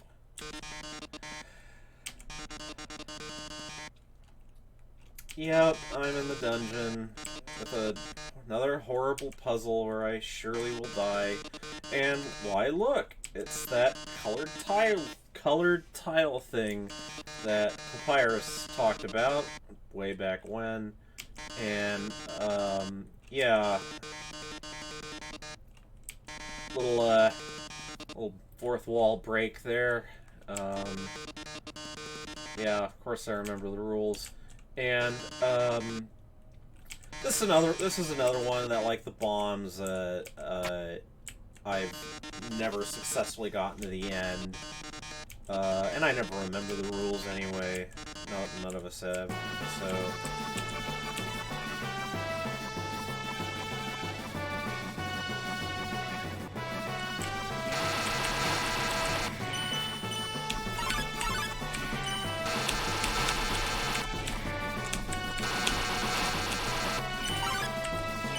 yeah, I seem to like it might not actually ever be possible to get through. I'm just gonna wait here. Yep, I'm dead.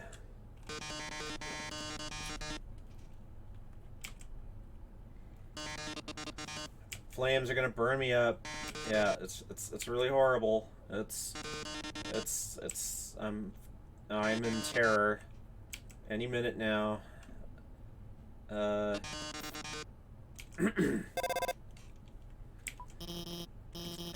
Yep. Guess what happens? Hacking into the firewall.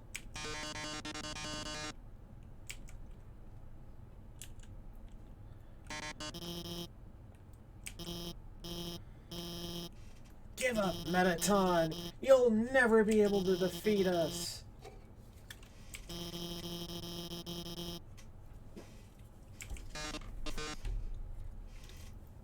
It's never over.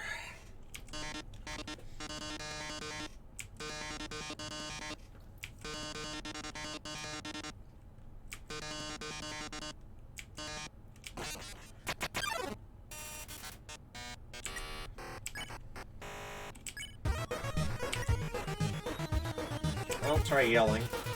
Yeah,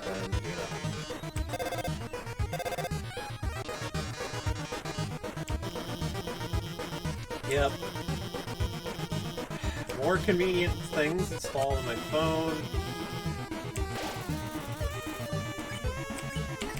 And a yellow button.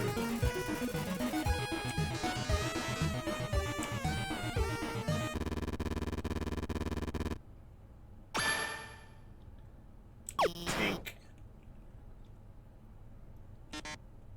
Ooh! Yes, you've defeated me. How can this be? You were stronger than I thought, etc. Whatever. Yeah, like, I think you can tell that, all this has been sort of fake. Alphys is not really able to say anything.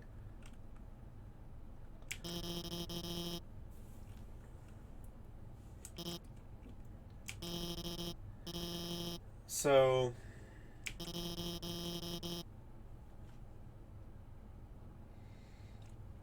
I mentioned earlier about Dr. Alphys having Steam problems.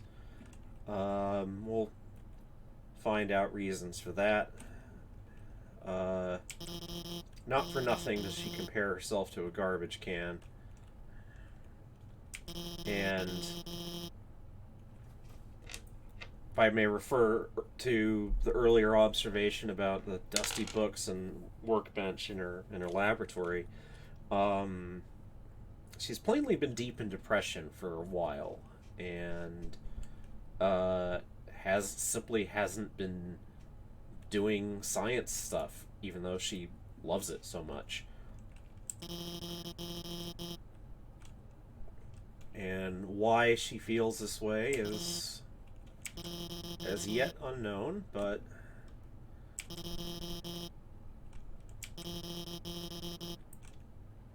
I mean, she did genuinely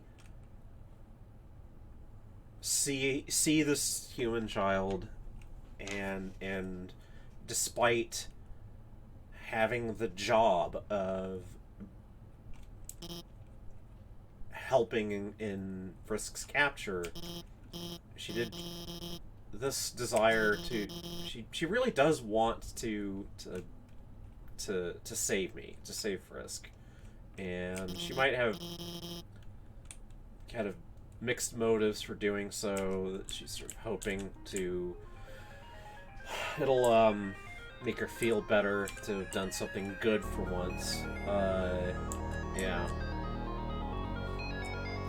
Oh, hi, nice cream guy. Fancy seeing you here. You get around, don't you?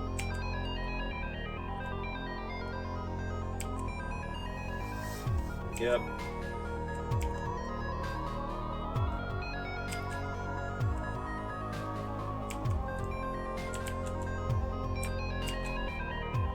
I'm so happy. Nice cream is really changing the world. Like, considering that Ice Cream Guy has magic punch cards that will defy time and space, like, I really have to wonder if, like, Ice Cream Guy, like, just, what sort of weird powers do you have that we don't know about? Alright, yeah, just, no one, everyone just likes the human.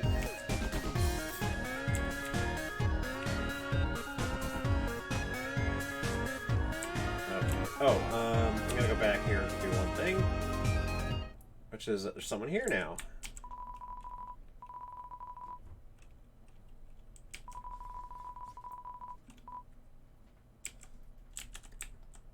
Like a lion monster. Is interested in wearing a dress.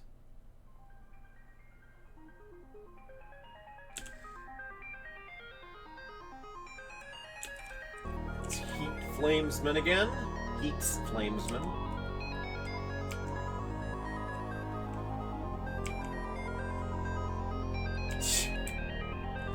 Alright, so I'm going to see here.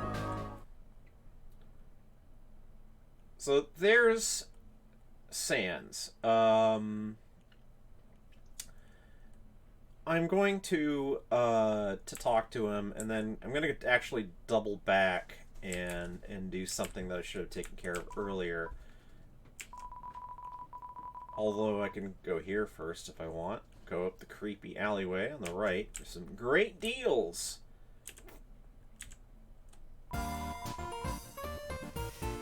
Another vendor. Pair of vendors, and that's Bratty and Catty. And we're going to find out a bit more about Dr. Alphys from these.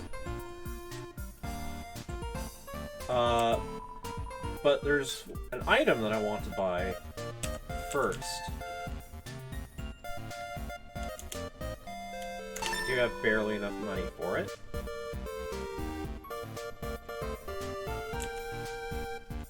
So, that key has opens up a particular house, which we will go back to. And okay, you can't sell them anything. But let's talk to Bratty and Catty here. The resemblance, the curious coincidence of their resemblance to Mae Borowski and B from Night in the Woods has been noted and commemorated in fan art.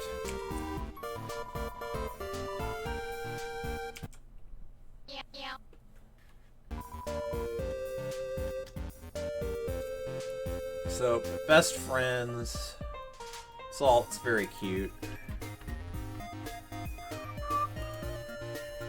Second.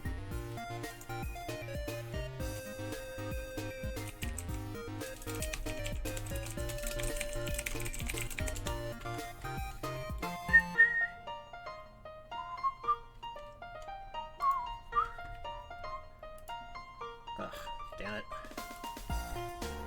Alright.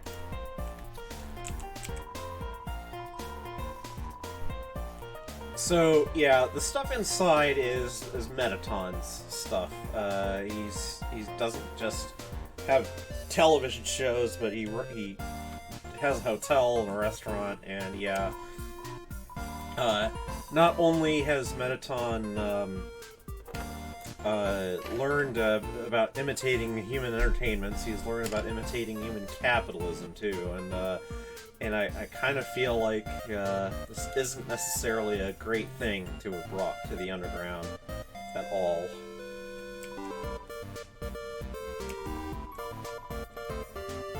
Yep. And where did they get their stuff? Like, it's garbage! Yeah, like the best garbage.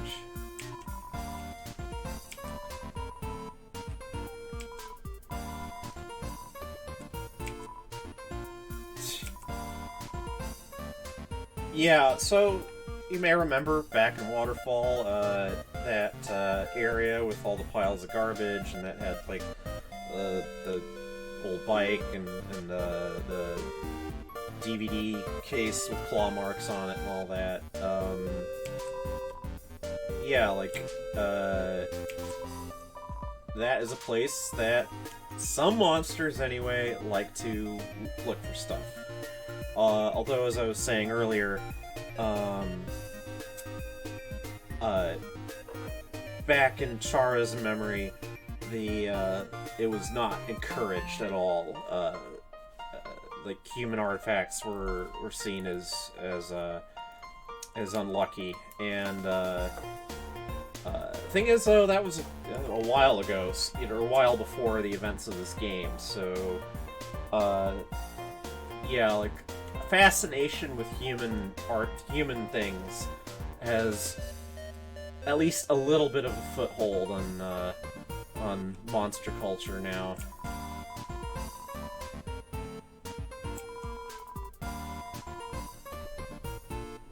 So, yeah. Mettaton does have his fans.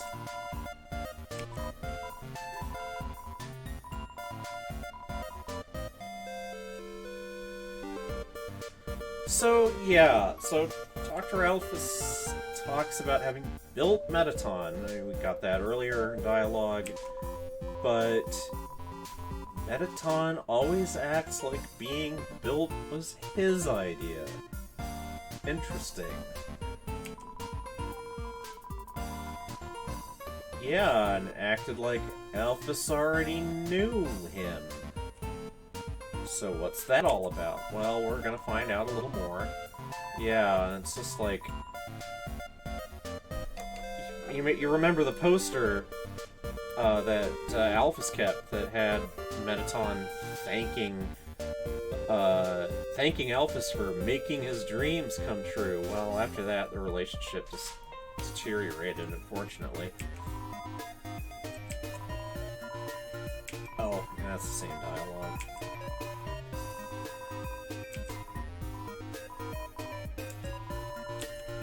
So, yeah, Alphys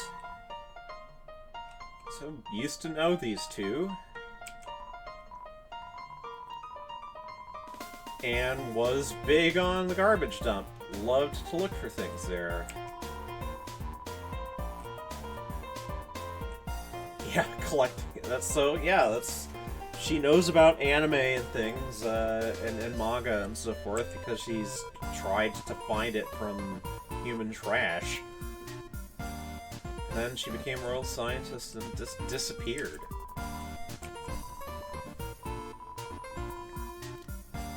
Yeah, Alphys does have a crush on Asgore, as well as Undyne.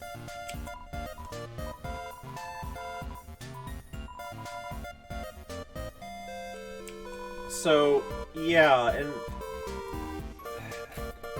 note the claim here. So Alphys apparently told King Asgore, hey, I can make a robot with a soul.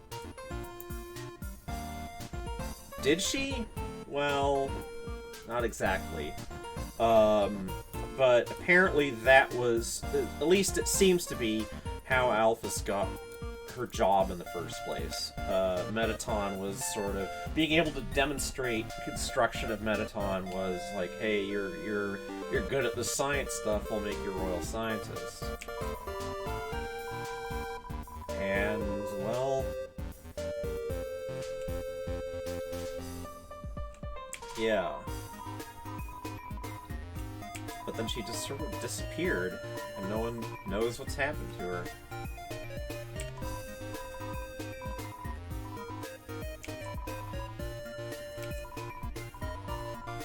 Yeah, everyone says that about Asgore, that he's a big, just a fuzzbutt and total softy.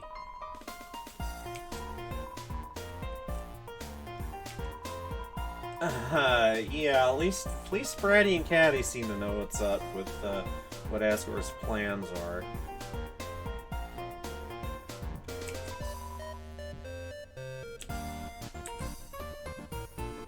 Anyway.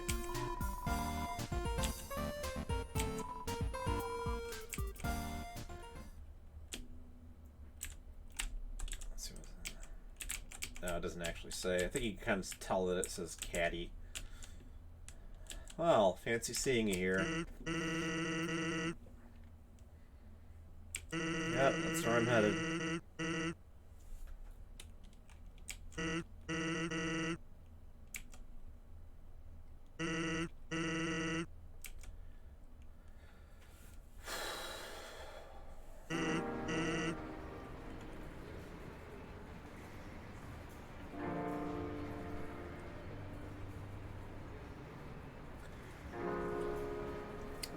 The music that plays during the scene is called, by the way, It's Raining Somewhere Else. So... Charo wants me to read this, so I think I will. Mood. I can do their voice.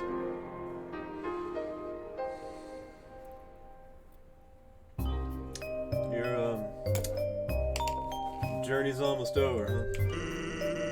You must really want to go home. Hey, I know the feeling, but though, maybe sometimes it's better to take what's given to you. Down here, you've already got food, drink, friends.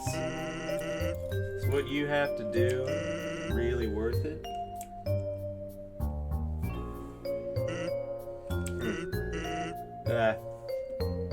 Get it. I'm rooting for you, kid. Hey, let me tell you a story.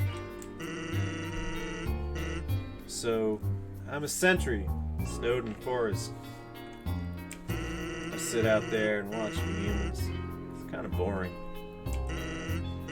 Fortunately, deep in the forest, there's this huge locked door. And it's perfect for practicing knock-knock jokes. And one day, I'm knocking them out like usual. I knock on the door and say, "Knock, knock." And suddenly, from the other side, I hear a woman's voice. "Who is there?" So naturally I respond, "Dishes." "Dishes who?" "Dishes, a very bad joke." Then she just howls with laughter, like it's the best joke she's heard in 100 years. So I keep them coming. She keeps laughing. She's the best audience I've ever had. Then, after a dozen of them, she knocks. Says, "Knock, knock." I say, "Who's there?" "Old lady." "Old lady who?" "Oh, I did not know you could yodel." Wow. Needless to say, this woman was extremely good. Kept telling each other jokes for hours. Eventually I had to leave. The virus gets kind of cranky without his bedtime story. But she told me to come by again. So I did. And I did it again. And again. It's a thing now. Telling bad jokes through the door. It rules.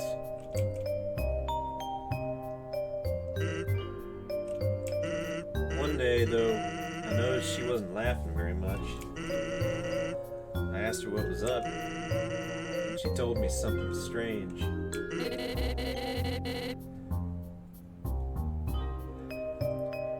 "If a human ever comes through this door, could you please promise me something? Watch over them and protect them. Will you not?" Now, I hate making promises. This woman, I don't even know her name. But someone who sincerely likes bad jokes, has an integrity you can't say no to. Do you get what I'm saying?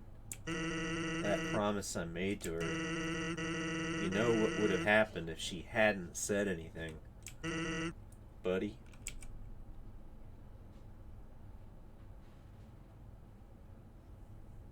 You'd be dead where you stand.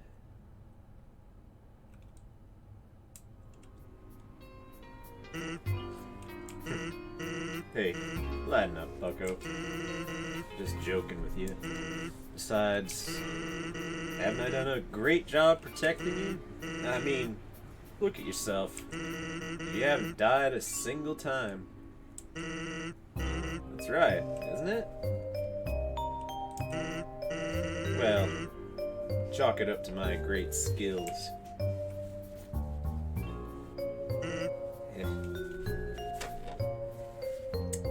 And you know what? I think this is the first time on any of us playing this that we haven't died yet.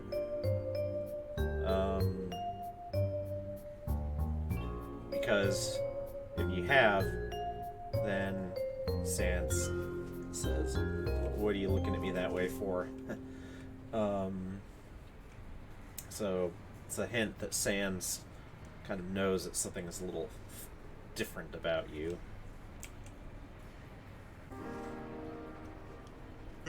Well, that's all. Take care of yourself, kid. Someone really cares about you.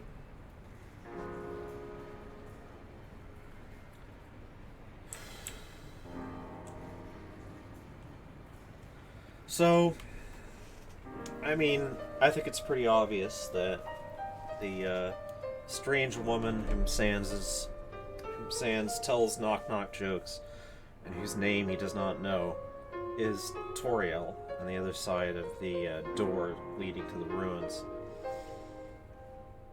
And although they've never met, Toriel and Sans are friends. And apparently Toriel knew that even though that she tried to hang on to Frisk and keep them safe there, that it wasn't going to last. And so while she had a chance, Toriel told her friend on the other side of the door to try to protect Frisk.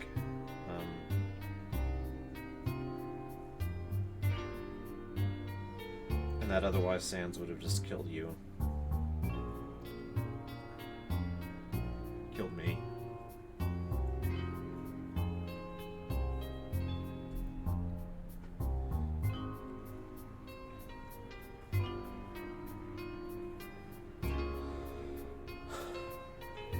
Not without reason.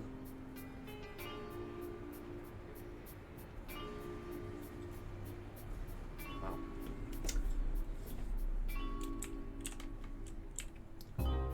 I'm going to be coming back here, but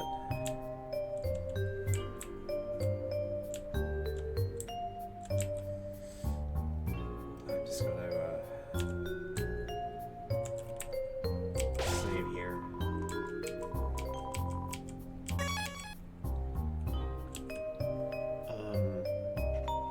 I think I need a break.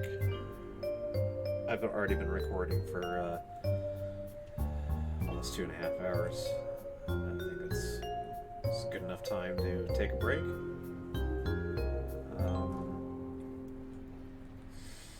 I'll see you all next time.